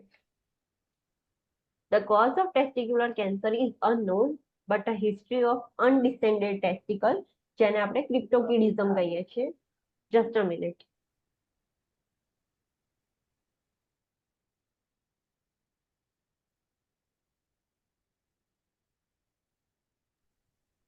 The cause of testicular cancer is unknown, but the history of undescended testicle and genetic predisposition have been associated with testicular tumor development. એનો કોઝ આઈડેન્ટિફાઈ નથી થયો કે કેમ થાય છે, બટ ચાન્સીસ છે કે જ્યારે ચાઇલ્ડ બોર્ન થાય અને એને ક્રિપ્ટોકિડિઝમ હોય, એટલે કે જે ટેસ્ટિસ હોય એ એબ્ડોમિનલ કેવિટીમાંથી ડિસેન્ડ થઈને બહાર જ નથી આવી, તો એવા ચાઇલ્ડને ફ્યુચરમાં ટેસ્ટિક્યુલર કેન્સર થવાના ચાન્સીસ વધારે છે. ઓર એલ્સ કે કોઈ ચાઇલ્ડને જીનેટિક પ્રીડિસ્પોઝિશન છે, એના જીન્સ એબનોર્મલ છે, તો બી એને ચાન્સીસ છે કે ફ્યુચરમાં ટ્યુમર ડેવલપ થઈ જશે. Metastasis occurs to the lung, liver, bone, and adrenal glands via the blood and retroperitoneal lymph nodes via lymphatic channel. આપણે જોયું હતું કે ટેસ્ટિક્યુલર કેન્સર હોય એ કઈ કઈ જગ્યાએ મેટાસ્ટેટાઇઝ થઈ શકે છે? તો લીવર, બોન, લંગ્સમાં મેટાસ્ટેટાઇઝ થઈ શકે છે વાયા બ્લડ. બ્લડમાં આવશે તો ત્યાંથી થશે. અગર જો લિમ્ફ નોડમાં ઇન્વેડ થઈને લિમ્ફ નોડ જશે તો રેટ્રોપેરિટોનિયલ જે લિમ્ફ નોડ્સ છે એને અફેક્ટ કરશે. રેટ્રોપેરિટોનિયલ એટલે પેરિટોનિયલ કેવિટીની પાછળની લિમ્ફ નોડ. Early detection. તો અર્લી ડિટેક્શન આપણે કેવી રીતે કરી શકીએ ટેસ્ટિક્યુલર કેન્સરનું? તો monthly testicular self examination test. જેમ ફિમેલ્સમાં બ્રેસ્ટ એક્ઝામિનેશન હોય છે એમ મેલ્સમાં ટેસ્ટિક્યુલર સેલ્ફ એક્ઝામિનેશન હોય. એ મંથલી એક્ઝામિનેશન કરે તો એના પરથી એમને આઈડેન્ટિફાઈ થઈ શકે કે હાઉ અર્લી પ્રિવેન્શન થઈ શકે કે ઓકે એમને કશું એબનોર્મલ લાગે છે તો તરત જ એ વસ્તુ ટ્રીટ થઈ શકે. Performing the testicular self-examination, perform monthly. A day of the month is selected and the examination is performed on the same day of each month. ક્યારે કરવાનું? TSE. તો ક્લાયન્ટને કહેવાનું કે એવરી મંથ કરવાનું અને જે દિવસે તમે કરો એ દિવસ ફિક્સ રાખવાનો. દર મહિનાની એ જ ડેટ પર તમારે TSE કરવાનું, testicular self examination. Client instruction. ક્લાયન્ટને શું ઇન્સ્ટ્રક્શન આપવાની TSE કરતી વખતે?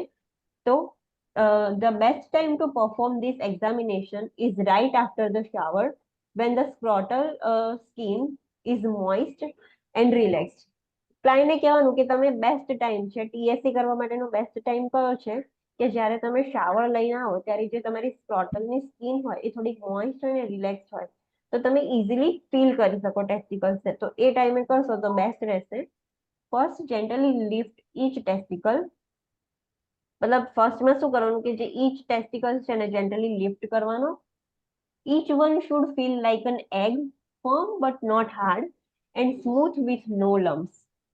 ક્લાયન્ટને એક્સપ્લેન કરવાનું કે તમે ટેસ્ટિકલ્સ શું કેવું ફીલ કરશો, તો તમે ફીલ કરશો તો તમને એગ જેવું ફીલ થશે.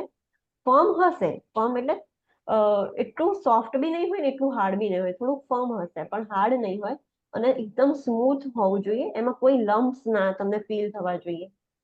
This then using both hands, place your middle finger on the undesired of each testicle and your thumb on the top. હવે બંને હેન્ડનો યુઝ કરવાનો અને થંબ ઉપરની સાઈડ રાખવાનો અને જે મિડલ ફિંગર છે એ નીચેની સાઈડ રાખવાની એન્ડ પ્રેસ કરવાનું, રોલ કરવાનું થંબ અને મિડલ ફિંગરની વચ્ચે. જેમાં એક્ઝામ્પલમાં બતાવ્યું છે ફર્સ્ટ ફિંગર અને થંબ, એવી રીતે થંબ એન્ડ મિડલ ફિંગર કે કોઈ બી ફિંગર જે તમને કમ્ફર્ટેબલ રહે એવી રીતે હોલ્ડ કરીને રોલ કરવાનું. Gently roll the testicle between the thumb and the finger to feel any lumps. અને રોલ કરશે તો ક્લાયન્ટને ખબર પડશે કે ક્યાંય લમ્સ છે કે નહીં, ફીલ કરવાનું. લમ્પ, સ્વેલિંગ કે કશું માસ ફીલ થાય તો that is abnormal. If you notice any changes from 1 month to next, notify the PSCB. અને આ મહિને કદાચ ક્લાયન્ટે કર્યું અને નેક્સ્ટ મંથ એને કશું બી ચેન્જ જોવા મળે તો તરત જ PSCB ને નોટિફાય કરે. અન્ડરસ્ટેન્ડ? Yes. અસેસમેન્ટ, જે લોકોને ટેસ્ટિક્યુલર કેન્સર હશે એમાં શું તમને સાઇન એન્ડ સિમ્પટમ્સ જોવા મળશે, તો પેનલેસ ટેસ્ટિક્યુલર સ્વેલિંગ. ટેસ્ટિકલ્સ હશે એમાં સ્વેલિંગ જોવા મળશે પણ એમાં પેન નહીં થાય. Dragging or pulling sensation is experience in the scrotum. ક્લાયન્ટને એવું ફીલ થશે કે કશુંક નીચેની તરફ ખેંચાય છે. પુલિંગ સેન્સેશન આવશે, ડ્રેગિંગ સેન્સેશન આવશે સ્ક્રોટમની અંદર. Palpable lymphadenopathy, abdominal masses or gynecomastia may indicate metastasis. Lymphadenopathy એટલે લિમ્ફ નોડ્સ એન્લાર્જ થઈ ગયેલી હશે કોઈ બી બોડીમાં, પછી એબડોમિનલ માસીસ જોવા મળશે એટલે એબડોમનમાં ટ્યુમર્સ કે કશું તમને લમ્પ ફીલ થશે. Or else ગાયનેકોમાસ્ટિયા. ગાયનેકોમાસ્ટિયા મતલબ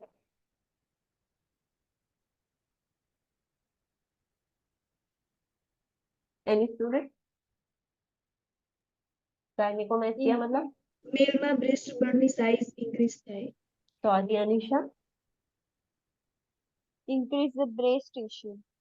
breast tissue, enlargement of breast tissue. હવે મેલ્સમાં બ્રેસ્ટ ટિશ્યુ એટલા ડેવલપ ના હોય જસ્ટ લાઈક ફિમેલ્સ, પણ એમાં જો એન્લાર્જમેન્ટ થાય તો એનો મતલબ કે જે મેટાસ્ટેસિસ થયું છે, ટેસ્ટિક્યુલર કેન્સર સ્પ્રેડ થઈને લિમ્ફ નોડ્સ અને એબ્ડોમેન ઓર બ્રેસ્ટ સુધી પહોંચી ગયું છે. Late signs includes back or bone pain and respiratory symptoms. Late સ્ટેજમાં શું જોવા મળશે, બેક અને બોન પેઇન થશે અને રેસ્પિરેટરી સિમ્ટમ્સ બી જોવા મળશે, એટલે લંગ્સ બી હવે ઇન્વોલ્વ થઈ જશે. Interventions in testicular cancer are administer chemotherapy as prescribed, prepare the client for radiation therapy as prescribed, chemo and radiation therapy આપવાની, prepare the client for unilateral orchiectomy if prescribed, for diagnosis and primary surgical management or radical orchiectomy. Okay, orchiectomy मतलब Surgical removal of testes. Yes, ટેસ્ટિસના રિમૂવલને orchiectomy કહીએ. તો unilateral ઓર્કિએક્ટોમી એટલે એક સાઈડનું ટેસ્ટિકલ અગર prescribe કર્યું હોય તો ડાયગ્નોસિસ માટે અગર આપણે રિમૂવ કરીશું તો એનું આપણે બાયોપ્સી કરીને એનું સ્ટડી કરી શકીશું. એન્ડ અધર બીજી સર્જરી ઇઝ રેડિકલ ઓર્કિએક્ટોમી, એટલે આખું રેડિકલ એટલે એ ઓર્ગનની જોડે જોડેના જેટલા બી બીજા ઓર્ગન્સ અટેચ હશે, જેમ કે ટેસ્ટિસની જોડે સ્પર્મેટિક કોર્ડ હશે, એની આજુબાજુની લિમ્ફ નોડ હશે, એ બધું જ રિમૂવ કરી દેવાનું, પણ એક જ સાઈડની ટેસ્ટિકલ, બીજી સાઈડની ટેસ્ટિકલ નહીં, એક સાઈડની ટેસ્ટિકલનું સ્પર્મેટિક કોર્ડ, એની સાઈડના લિમ્ફ નોડ્સ અને જે બી હોય એનું રીજનનું એ બધું જ રિમૂવ કરી દઈએ, એને રેડિકલ સર્જરી કહેવાય. કોઈ બી ઓર્ગનની રેડિકલ સર્જરી કરીએ એટલે એની જોડેના જે બી ઓર્ગન્સ હોય એ બી રિમૂવ કરવામાં આવે. તો ડિપેન્ડ છે કે જે બી પ્રિસ્ક્રાઇબ કર્યું હોય એ પ્રમાણેની સર્જરી માટે ક્લાયન્ટને પ્રિપેર કરવાનું. Prepare the client for retroperitoneal lymph node dissection if prescribe, to stage the disease and reduce the tumor volume so that chemotherapy and radiation therapy are more effective. જે ક્લાયન્ટને મેટાસ્ટેસાઇઝ થઈ ગયું છે અને રેટ્રોપેરિટોનિયલ લિમ્ફ નોડ ઇન્વોલ્વ થઈ ગઈ છે, તો એવા ક્લાયન્ટમાં રેટ્રો જે લિમ્ફ નોડ છે એનું ડિસેક્શન એટલે એને કટ કરવાનું કહેવાનું. એ કટ કરવાથી શું બેનિફિટ થશે? તો આપણને સ્ટેજ બી ખબર પડશે ડિઝીઝનો, ટ્યુમરને બી ઓછી કરી દીધી આપણે, અને પછી આપણે કીમો અને રેડિયેશન આપીએ તો એનું ઇફેક્ટ વધારે જોવા મળે એટલા માટે. Discuss the reproduction, sexuality and fertility information and options with the client. હવે ઓબ્વિયસ છે કે ક્લાયન્ટનું આપણે ટેસ્ટિકલ રિમૂવ કરીએ છીએ તો ક્લાયન્ટને સમજાવવું પડશે, રિપ્રોડક્શનના રિલેટેડ ઇન્ફોર્મેશન આપવી પડશે, સેક્સ્યુઆલિટી રિલેટેડ, ફર્ટિલિટી રિલેટેડ આપણે બધું એને ઇન્ફોર્મેશન અને ઓપ્શન્સ આપવા પડશે.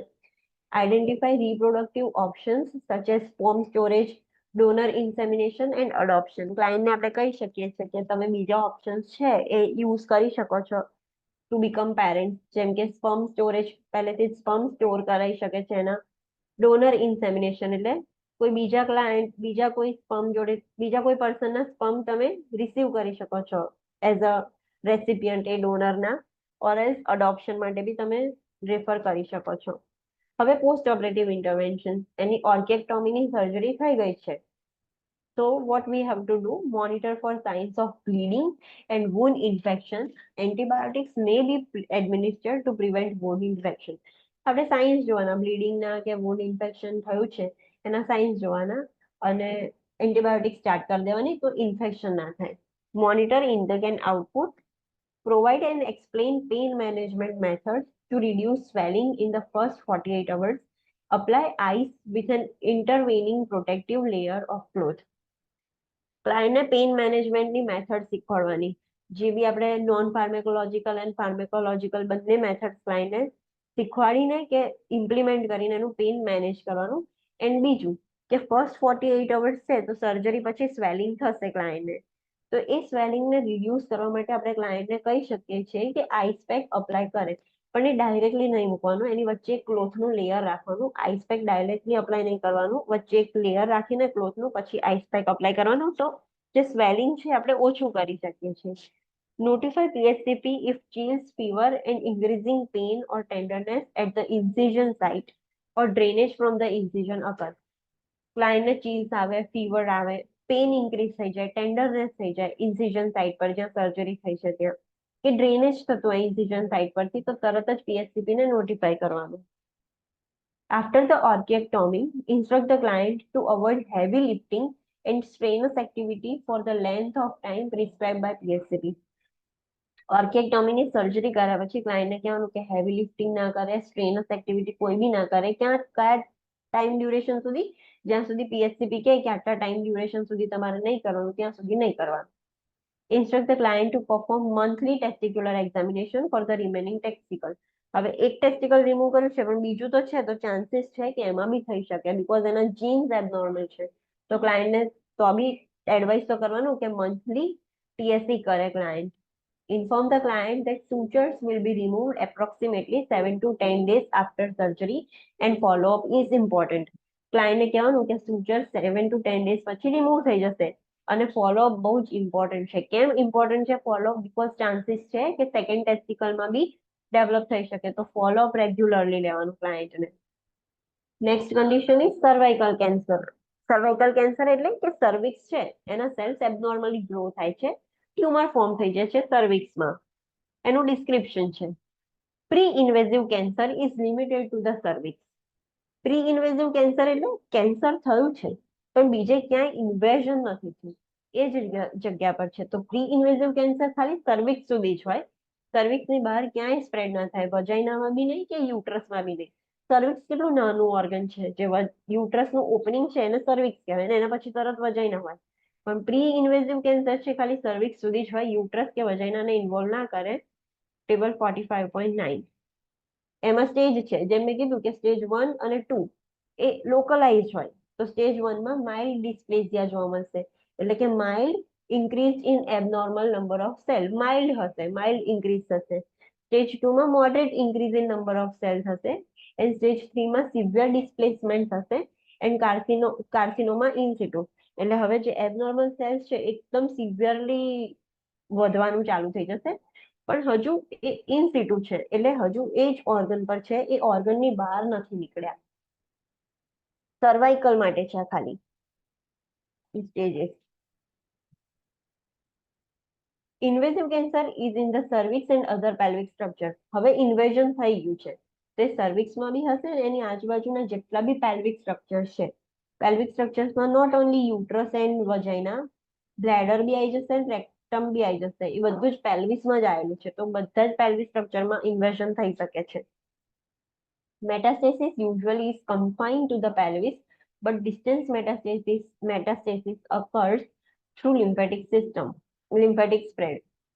જે મેટાસ્ટેસિસ છે એ નોર્મલી તો પેલ્વિસમાં જ રહે છે, એટલે કે બ્લેડર, રેક્ટમ, યુટ્રસ, વજાઇના ત્યાં સુધી જઈ શકે. પણ સમટાઈમ્સ ડિસ્ટન્સ મેટાસ્ટેસિસ, એટલે ડિસ્ટન્સ એટલે પેલ્વિક ઓર્ગન થી બી દૂર દૂર જઈ શકે છે. કેવી રીતે? તો લિમ્ફેટિક સ્પ્રેડ, તો લિમ્ફેટિક સિસ્ટમમાં આવી જશે અને પછી બધે જ આખી બોડીમાં સ્પ્રેડ થઈ શકે છે. Pre-malignant changes are described on an continuum of this from dysplasia, which is the earliest pre-malignancy changes, to carcinoma in situ, the most advanced pre-malignant state. Pre-malignant state એટલે એબનોર્મલ સેલ ગ્રોથ થાય છે, પણ પછી એ ગમે ત્યારે મેલિગ્નન્ટ થઈ જશે.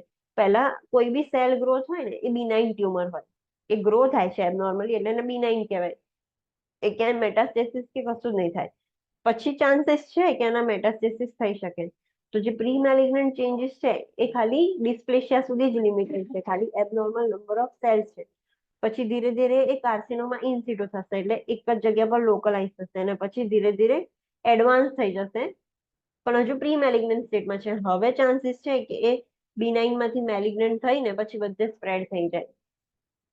Prevention include to the HPV vaccine. Cervical કેન્સરનું પ્રિવેન્શન શું છે? આપણે જોયું હતું કે કેન્સર અમુક વાયરસના લીધે થાય છે, તો જે હ્યુમન પેપિલોમા વાયરસ છે એના લીધે કેન્સર થઈ શકે છે, oral cancer and cervical cancer. તો આપણે એનું વેક્સિનેશન લઈ લેવાનું, તો ક્યારેય આપણને એ વાયરલથી ઇન્ફેક્શન ના થાય અને સર્વાઇકલ કેન્સર બી ના થાય. રિસ્ક ફેક્ટર્સ, કયા લોકોને સર્વાઇકલ કેન્સર વધારે થાય છે? તો HPV ઇન્ફેક્શન થયું હોય ત્યારે, family history of cervical cancer, ફેમિલીમાં જ કોઈને સર્વાઇકલ કોઈ બી મતલબ ફોર એક્ઝામ્પલ મધરને થયું હોય તો ડોટરને થવાના ચાન્સીસ છે. Cigarette smoking, both active and passive. Active smoking એટલે જે સ્મોક કરે છે એ, અને પેસિવ સ્મોકર એટલે સામેવાળું પર્સન જે સ્મોક ઇન્હેલ કરે છે. Reproductive behavior including early first intercourse before age of 17 years and multiple sex partners or partner with multiple sex partners. Okay. Reproductive behaviour એનું કેવું છે એ બી એક રિસ્ક ફેક્ટર છે. ફોર એક્ઝામ્પલ એનું ફર્સ્ટ ઇન્ટરકોર્સ હતું એ 17 યર્સથી પહેલા હતું કોઈ બી ફિમેલનું, તો ચાન્સીસ છે એને સર્વાઇકલ કેન્સર થઈ શકશે. કોઈ ફિમેલના મલ્ટિપલ સેક્સ પાર્ટનર્સ છે તો બી થશે, ઓર એલ્સ ફિમેલનું તો એક જ પાર્ટનર છે પણ એ જે પાર્ટનર છે એના મલ્ટિપલ સેક્સ પાર્ટનર્સ છે, તો એ બી ફિમેલને સર્વાઇકલ કેન્સર થઈ શકે છે. બિંગ ઇમ્યુનો કોમ્પ્રોમાઇઝ, અગર એની ઇમ્યુનિટી ડાઉન હશે તો વાયરલ ઇન્ફેક્શન થશે HPVનું અને એને સર્વાઇકલ કેન્સર થઈ જશે. Obesity, long term use of oral contraceptives. Oral contraceptives જે ફિમેલ લોંગ ટર્મથી લેતી હોય એના હોર્મોન્સ ઇમ્બેલેન્સ થઈ જશે એન્ડ એના લીધે એબનોર્મલ ગ્રોથ ઓફ સેલ્સ થશે. મલ્ટિપલ ફૂલ ટર્મ પ્રેગ્નન્સીઝ, એક કરતાં વધારે ચાઇલ્ડ હોય અને ફૂલ ટર્મ હોય ચાઇલ્ડ, પ્રેગ્નન્સીઝ એની ફૂલ ટર્મ હોય, એક કરતાં વધારે ચાઇલ્ડમાં 9 મંથ સુધી પ્રેગ્નન્ટ રહે ક્લાયન્ટ તો બી એને સર્વાઇકલ કેન્સર થાય. First full term pregnancy earlier than 17 years of age. 17 years કરતા નાની એજમાં એને ફૂલ ટર્મ પ્રેગ્નન્સી રહી જાય તો બી ચાન્સીસ છે કે એ ફિમેલને સર્વાઇકલ કેન્સર થશે. મલ્ટીપેરિટી એટલે બધા બહુ ચાઇલ્ડ હશે ક્લાયન્ટને. Screening via regular gynecological examinations and pap tests with treatment of precancerous abnormalities decrease the incidence of mortality of the cervical cancer. હવે આપણે એનું સ્ક્રીનિંગ કરવાનું, રેગ્યુલર ગાયનેકોલોજીસ્ટ, આપણને રિસ્ક ફેક્ટર ખબર પડી ગઈ તો આપણે રેગ્યુલર ગાયનેકની વિઝિટ કર્યા કરીએ, પેપ ટેસ્ટ કરવા જોઈએ રેગ્યુલરલી, એટલે એવરી 3 to 4 years પેપ ટેસ્ટ કરાવવા જોઈએ. અને જે બી પ્રી કેન્સર એબનોર્માલિટીઝ હોય, સર્વાઇકલના કોઈ બી ચેન્જીસ જોવા મળે અને એની ટ્રીટમેન્ટ તમે લઈ લો તો એનું ઇન્સિડન્સ અને મોર્ટાલિટી રેટ ઓછો થઈ જાય સર્વાઇકલ કેન્સરનો. અસેસમેન્ટ, જેને સર્વાઇકલ કેન્સર છે એમાં સાઇન એન્ડ સિમ્ટમ્સ શું છે? તો painless vaginal, post menstrual and post coital bleeding. Vaginal bleeding થશે પણ પેન નહીં થાય. કેવું બ્લીડિંગ થશે? પોસ્ટ મેન્સ્ટ્રુઅલ એટલે મેન્સ્ટ્રુએશન પછી, એન્ડ પોસ્ટ કોઇટલ મતલબ ઇન્ટરકોર્સ પછી. યસ, આફ્ટર ઇન્ટરકોર્સ બ્લીડિંગ થશે પણ ફિમેલને પેન નહીં થાય. ફાઉલ સ્મેલિંગ ઓર સિરોસેન્ગ્વિનિયસ વજાઇનલ ડિસ્ચાર્જ. ફાઉલ સ્મેલિંગ એટલે બેડ સ્મેલ વાળું, અને સિરોસેન્ગ્વિનિયસ એટલે કેવું? Serious bleeding. Sorry, Pinkish discharge, but that will be Yes, normal, pink not કલરનું. કેમ પિંક કલરનું હશે? પિંક કલરનું. ફ્લુઇડ ની સાથે આરબીસી બી હશે. યસ, થોડાક આરબીસીસ છે. તો ફાઉલ સ્મેલિંગ અને પિંક કલરનું વજાઇનલ ડિસ્ચાર્જ જોવા મળશે. સિરોસેન્ગ્વિનિયસ નોર્મલ છે કે એબનોર્મલ છે? normal. નોર્મલ. નોર્મલ છે. તો સિરો પણ વજાઇનામાંથી સિરોસેન્ગ્વિનિયસ ફ્લુઇડ ના નીકળવું જોઈએ. આ બધા ડિસ્ચાર્જ વુન્ડમાંથી આવે, વજાઇનામાંથી ના આવે. તો વજાઇનામાંથી સિરોસેન્ગ્વિનિયસ આવે या फाउल स्मेलिंग डिस्चार्ज આવે તેનો મતલબ કે એબનોર્મલ છે. એ સર્વાઇકલ કેન્સરની સાઇન છે. Pelvic, lower back or leg or groin pain. પેલ્વિકમાં પેઇન થશે, લોઅર બેક પેઇન થશે, લેગ પેઇન થશે અને ગ્રોઇન પેઇન થશે. Anorexia and weight loss. Anorexia થઈ જશે, વેટ લોસ થશે. Leakage of urine and faeces from the vagina. વજાઇનામાંથી યુરિન અને ફીસિસ લીક થશે એટલે ફિસ્ટ્યુલા ફોર્મ થઈ જશે. ફિસ્ટ્યુલા એટલે એક ઓપનિંગ થઈ ગયું છે. રેક્ટમ, વજાઇના અને યુરેથ્રાની વચ્ચે એક ઓપનિંગ થઈ ગયું છે. તો યુરિન બી નીકળશે અને ફીસિસ બી નીકળશે. ડાયસ્યુરિયા, હિમેચ્યુરિયા. ડાયસ્યુરિયા મતલબ પેનફુલ યુરિનેશન થશે. એન્ડ હિમેચ્યુરિયા મતલબ કે બ્લડ ઇન યુરિન આવશે. And cytological changes on pap test. ક્લાયન્ટનું પેપ ટેસ્ટ કરીશું તો જે સેલ્સ છે, પેપ ટેસ્ટમાં શું હોય કે સેલ્સ લઈને સ્ટડી કરવામાં આવે, તો એમાં ચેન્જીસ જોવા મળશે. Just a minute.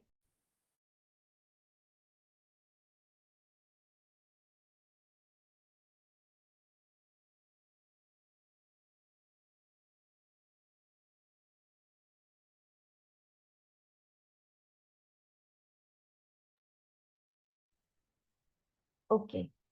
Interventions for cervical cancer are treatment for cervical cancer. તો નોન સર્જિકલી આપણે સર્વાઇકલ કેન્સરને કેવી રીતે ટ્રીટ કરી શકીએ? Chemotherapy, cryosurgery. Cryosurgery means cold application દ્વારા બી પ્રોસીજર થાય. એક્સેસિવ કોલ્ડના યુઝ કરીને આપણે જે સેલ્સ છે એને ડેમેજ કરીએ છીએ, એક્સેસિવ કોલ્ડના લીધે. એને ક્રાયોસર્જરી કહેવાય. External radiation and internal radiation implant. જે મેં કીધું હતું કે સર્વાઇકલ કેન્સરમાં ઇમ્પ્લાન્ટ્સ મૂકે. And laser therapy. લેઝર એટલે બીમથી એ જે સર્વિક્સના જે સેલ્સ છે એને ડિસ્ટ્રોય કરવામાં આવે. આ નોન સર્જિકલ મેથડ છે, કોઈ સર્જરી નથી કરી. Next is loop electrosurgical excision procedure. એમાં શું થાય કે એક વાયરનો લૂપ જેવું હોય, એ લૂપનો યુઝ કરીને જે ટ્યુમર છે એને કટ કરી દે. એટલે જે એબનોર્મલ ગ્રોથ ઓફ સેલ છે એને કટ કરી દે અને નીકાળી દે. રેડિકલ ટ્રેકિલેક્ટોમી એટલે કે રેડિકલ સર્વિક્ટોમી. હવે રેડિકલનો મતલબ શું થાય?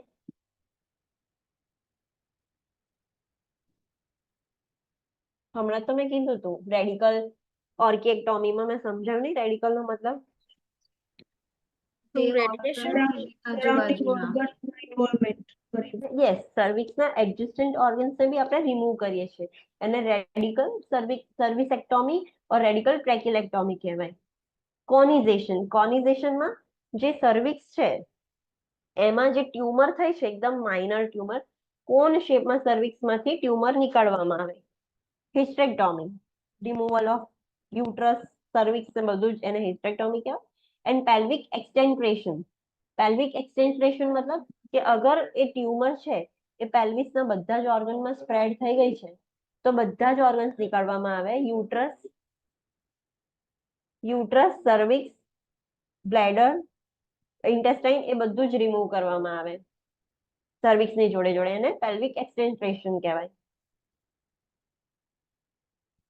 હવે એક એક સર્જરી આપણે ડિટેલમાં છે જોઈ લઈએ. First is ક્રાયોસર્જરી.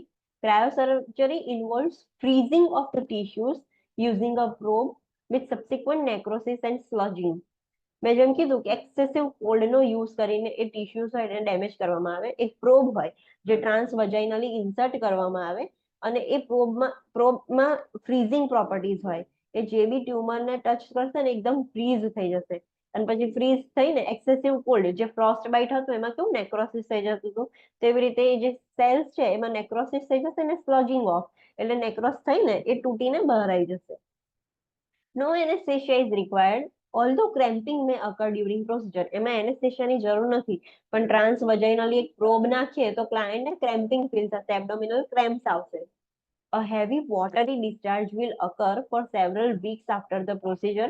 If heavy vaginal bleeding, fever, or foul-smelling draining occur, PSCP needs to be notified.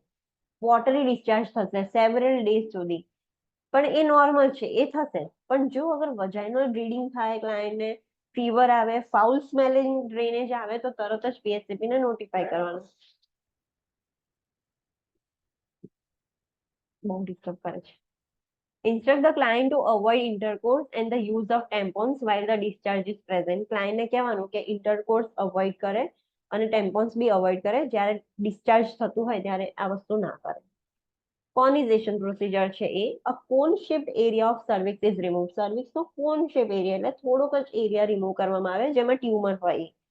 કોનિઝેશન allows the client to retain the reproductive capacity. Conization કરો એટલે તમે આખું સર્વિક્સ બી રિમૂવ નથી કરતા, સર્વિક્સનો ખાલી કોન જેટલો પાર્ટ જ રિમૂવ કરો છો તો એનું જે રિપ્રોડક્ટિવ કેપેસિટી છે એ એઝ ઇટ ઇઝ રહેશે, એના કશું જ ડેમેજ નહીં થાય. Long term follow up care is needed because new lesions can develop. હવે એમાં આપણે સર્વિક્સ બી એમનું એમ રહેવા દીધું છે, કશું કાઢ્યું જ નથી તો ક્લાયન્ટને લોંગ ટર્મ ફોલોઅપ લેવું પડે એટલે ફ્રિકવન્ટલી ફોલોઅપ લેતું રહેવાનું કે કદાચ નવું લીઝન્સ, નવી ટ્યુમર ના ડેવલપ થઈ જાય જે સર્વિક્સ છે અંદર એમાં. The risk of pre-procedure include hemorrhage, uterine perforation, incompetent cervix, cervical stenosis, and preterm labor in future pregnancies. આના રિસ્ક શું છે આ પ્રોસિજરના? તો ક્લાયન્ટને હેમરેજ થઈ શકે છે, યુટ્રાઇન પરફોરેશન એટલે યુટ્રસમાં હોલ જેવું થઈ જશે, પરફોરેટ થઈ જશે યુટ્રસ, ઇનકોમ્પિટન્ટ થઈ જશે એનું સર્વિક્સ. ઇનકોમ્પિટન્ટ સર્વિક્સ એટલે ડ્યુરિંગ પ્રેગ્નન્સી એ સર્વિક્સ ક્લોઝ નહીં રહે, ઓપન થઈ જશે તો તરત જ બેબી ડિલિવર થઈ જાય. સર્વાઇકલ સ્ટેનોસિસ. સર્વાઇકલ સ્ટેનોસિસ એટલે જે સર્વિક્સ છે એ ઇનઇલાસ્ટિક થઈ જશે, હાર્ડ થઈ જશે, સ્ટીક થઈ જશે. એન્ડ પ્રીટર્મ લેબર બી થઈ શકે છે બીકોઝ સર્વાઇકલ ઇનકોમ્પિટન્ટ થઈ ગયું છે, સર્વિક્સ બંધ નથી રહેતું તો પ્રીટર્મ લેબર બી થઈ શકે છે. For those who may wish to become pregnant in the future, the radical સર્વેક્ટોમી may be done. હવે જે લોકોને ફ્યુચરમાં એવું હોય કે કન્સીવ કરવું છે તો એમના માટે રેડિકલ ટ્રેક્યુલેક્ટોમી કરવામાં આવે એટલે સર્વિક્સની આજુબાજુનું બધું પોર્શન રિમૂવ કરી દેવામાં આવે. Next condition is hysterectomy. Hysterectomy બધાને ખબર છે. Hysterectomy is performed for micro invasive cancer if child bearing is not desired. જો ક્લાયન્ટને ચાઇલ્ડ બિયરિંગ ના કરવું હોય, ફ્યુચરમાં પ્રેગ્નન્ટ ના થવું હોય તો પછી હિસ્ટેક્ટોમી કરી દે. A vaginal approach is most commonly used. Vaginally hysterectomy કરવામાં વધારે યુઝ કરવામાં આવે compare to abdomen approach. The radical hysterectomy and bilateral lymph node dissection may be performed for cancer that has spread beyond the cervix but not to the pelvic wall. અગર સર્વિક્સની આગળ વધી ગયું છે, uterus સુધી પહોંચી ગયું છે પણ હજુ બીજા બધા પેલ્વિક ઓર્ગન્સમાં નથી ગયું, ખાલી સર્વિક્સથી આગળ વધી ગયું છે તો એવા ટાઈમમાં રેડિકલ હિસ્ટેક્ટોમી કરવામાં આવે એટલે અલોંગ વિથ યુટ્રસ એના એડજસ્ટન્ટ ઓર્ગન્સ બી રિમૂવ કરી દેવામાં આવે. પોસ્ટ ઓપરેટિવ ઇન્ટરવેન્શન, કોઈ બી સર્જરી હોય, નોટ ફોર હિસ્ટેક્ટોમી, કોઈ બી સર્જરી હોય એના પોસ્ટ ઓપરેટિવ ઇન્ટરવેન્શન શું ધ્યાન રાખવાનું? Monitor vital science, assist with coughing and deep breathing exercises and teach the use of incentive spirometry. ક્લાયન્ટને કહેવાનું ડીપ બ્રીથિંગની એક્સરસાઇઝ કરે અને ઇન્સેન્ટિવ સ્પાયરોમેટ્રીનો યુઝ કરે. Assist with the range of motion exercise and provide early ambulations. ક્લાયન્ટને range of motion exercise કહેવાનું, early ambulation કરવાનું, એનાથી થ્રોમ્બસ formation ના થાય, થ્રોમ્બોફ્લેબાઇટિસ ના થાય એટલા માટે. Apply anti-embolism stocking or sequential compression device as prescribed. Anti-embolism stockings કેમ પ્રોવાઈડ કરીએ કે થ્રોમ્બસ ફોર્મેશન ના થાય એટલા માટે. સિક્વન્શિયલ કમ્પ્રેશન ડિવાઇસ એટલા માટે જ પ્રિસ્ક્રાઇબ કરવાના સર્જરી પછી. Monitor intake and output, urinary catheter drainage and hydration status monitor કરવાનું. મોનિટર બોવેલ સાઉન્ડ મોનિટર કરવાના. Assess incision site for the sign of infection. such as foul smelling, increased vaginal drainage, and assess for fever. કોઈ બી infection ના science હોય એ monitor કરવાના. Fall smelling હોય, discharge, vaginal drainage વધી ગયો હોય, fever આવતો હોય તો એ બધા ઇન્ફેક્શન ના સાઇન્સ છે. Administer pain medication as prescribed. Instruct the client to limit stair climbing for 1 month as prescribed and to avoid tub baths and sitting for long period. ક્લાયન્ટને કહેવાનું કે 1 month સુધી સ્ટેર ક્લાઇમ્બિંગ ના કરે અને tub બાથ ના લે અને લોંગ પીરિયડ સુધી સિટિંગ પોઝિશનમાં ના રહે ક્લાયન્ટ. અવોઇડ સ્ટ્રેનસ એક્ટિવિટી ઓર લિફ્ટિંગ એનીથિંગ વે મોર દેન 20 પાઉન્ડ. આ વસ્તુ યાદ રાખવાની. વેટનું જે કેટેગરી છે ને એ યાદ રાખવાની. જીઆઈ સર્જરી કરો તો 10 પાઉન્ડથી ઇન્ક્રીઝ નહીં કરવાનું. પછી ઇયરની કોઈ બી સર્જરી હોય તો 5 પાઉન્ડથી વધારે વેટ ઇન્ક્રીઝ નહીં કરવાનું. એન્ડ રિપ્રોડક્ટિવ ઓર્ગનની કોઈ બી સર્જરી હોય તો 9 પાઉન્ડથી 20 પાઉન્ડથી વધારે કશું વેટ લિફ્ટ નહીં કરવાનું. આ બધાના અલગ અલગ છે તો આ વસ્તુ યાદ રાખવાની. Understand? Then avoid driving for the time period specified by the surgeon. સર્જને કીધું હોય કે આટલા ટાઈમ સુધી ડ્રાઇવિંગ નહીં કરવાનું તે વસ્તુ અવોઇડ કરવાની. Instruct the client to consume foods that promote tissue healing. ક્લાયન્ટને કહેવાનું કે એવા ફૂડ્સ લે કે જેમાંથી ટિશ્યુ હિલિંગ થાય. Instruct the client to avoid sexual intercourse for 3 to 6 weeks as prescribed. Instruct the client in the signs associated with complications. કોમ્પ્લિકેશન્સના sign ક્લાયન્ટને properly સમજાવવાના. Monitor vaginal bleeding after hysterectomy. More than one saturated pad per hour may indicate excessive bleeding. Excessive bleeding થાય છે કેવી રીતે monitor કરવાનું? તો હિસ્ટેક્ટોમી પછી જે આપણે ઓબ્વિયસ છે કે ક્લાયન્ટને બ્લીડિંગ થશે તો જે પેડ છે એ આપણે કાઉન્ટ કરવાના. 1 અવરમાં 3 પેડથી વધારે 1 અવરની અંદર 1 પેડ કરતા વધારે પેડ્સ અગર વેટ થઈ જાય તો એનો મતલબ કે ક્લાયન્ટને એક્સેસિવ બ્લીડિંગ થાય છે. Next surgery is pelvic exenteration. મેં એમાં કીધું કે અલોંગ વિથ યુટ્રસ વજાઈના આજુબાજુના જેમ કે બ્લેડર અને ઇન્ટેસ્ટાઇન બધું રિમૂવ કરી દેવામાં આવે. Pelvic extension, the removal of all pelvic contents, including bowel, vagina, bladder, is a radical surgical procedure. Radical એટલે adjacent organ removal procedure કહેવાય. Performed for recurrent cancer if no evidence of tumor outside the pelvis and no lymph node involvement exists.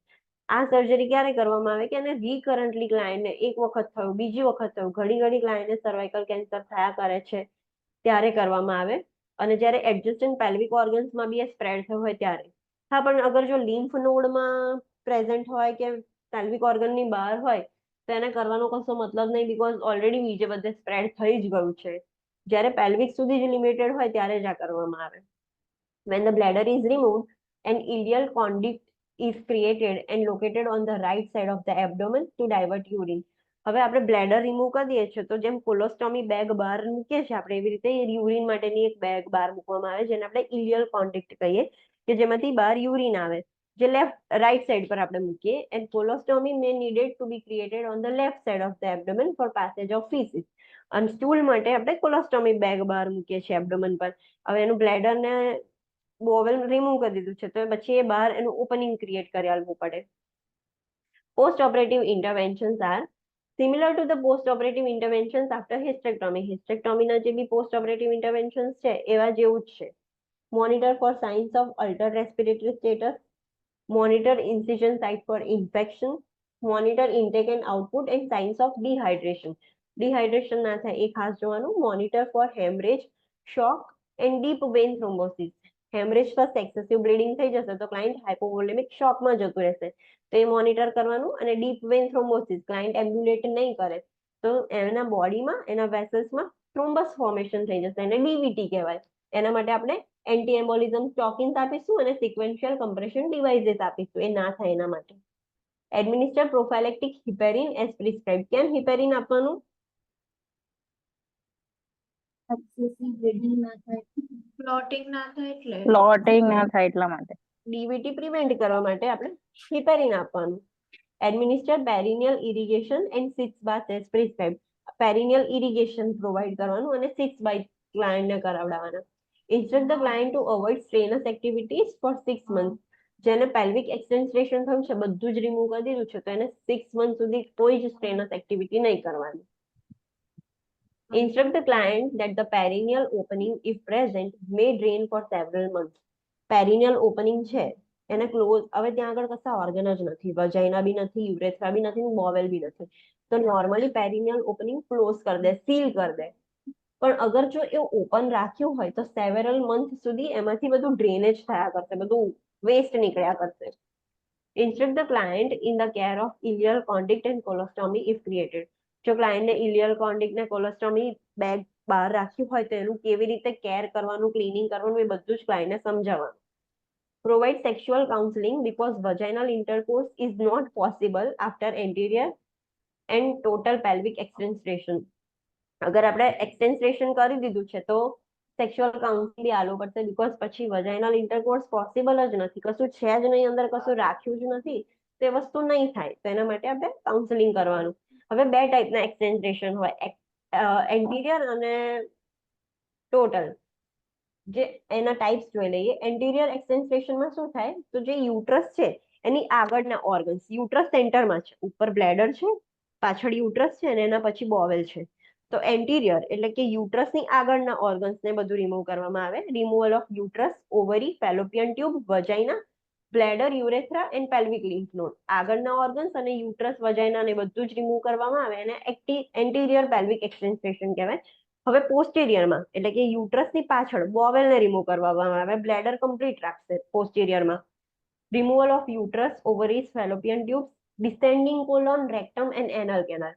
આમાં bladder remove નહીં કરે, uterus અને બોવેલને remove કરી દેશે અને ટોટલમાં બધું જ રિમૂવ કરી દેશે. યુટ્રસ, બ્લેડર ને બોવેલ ત્રણેયના બધા જ ઓર્ગન્સ રિમૂવ કરી દેશે. એને ટોટલ પેલ્વિક એક્સટેન્સ્ટ્રેશન કહેવાય. અન્ડરસ્ટેન્ડ? ઓકે, તો આજે આપણે કેટલા ટાઈપના કેન્સર જોયા? લ્યુકેમિયા જોયું, લિમ્ફોમા જોયું એટલે કે હોજકિન્સ લિમ્ફોમા, ધેન મલ્ટિપલ માયલોમા જોયું, ટેસ્ટિક્યુલર કેન્સર જોયું, સર્વાઇકલ કેન્સર જોયું last. Okay, from tomorrow onwards we will see ovarian cancer. આજે જે ટાઈપ્સ જોયા એમાં બહુ જ બધી ઇન્ફોર્મેશન હતી, બહુ જ બધા મોટું ડિટેલમાં હતું. તો એક વખત ઘરે રિવાઇઝ કરી લેજો. તમને કશો બી ડાઉટ હોય તો કાલે મને પૂછી લેજો. Understand? Yes. Yes, ma'am. Okay. Okay, Thank ma'am. you. See you tomorrow at 3 p.m. Thank you, ma'am. Thank you, ma'am. Thank you.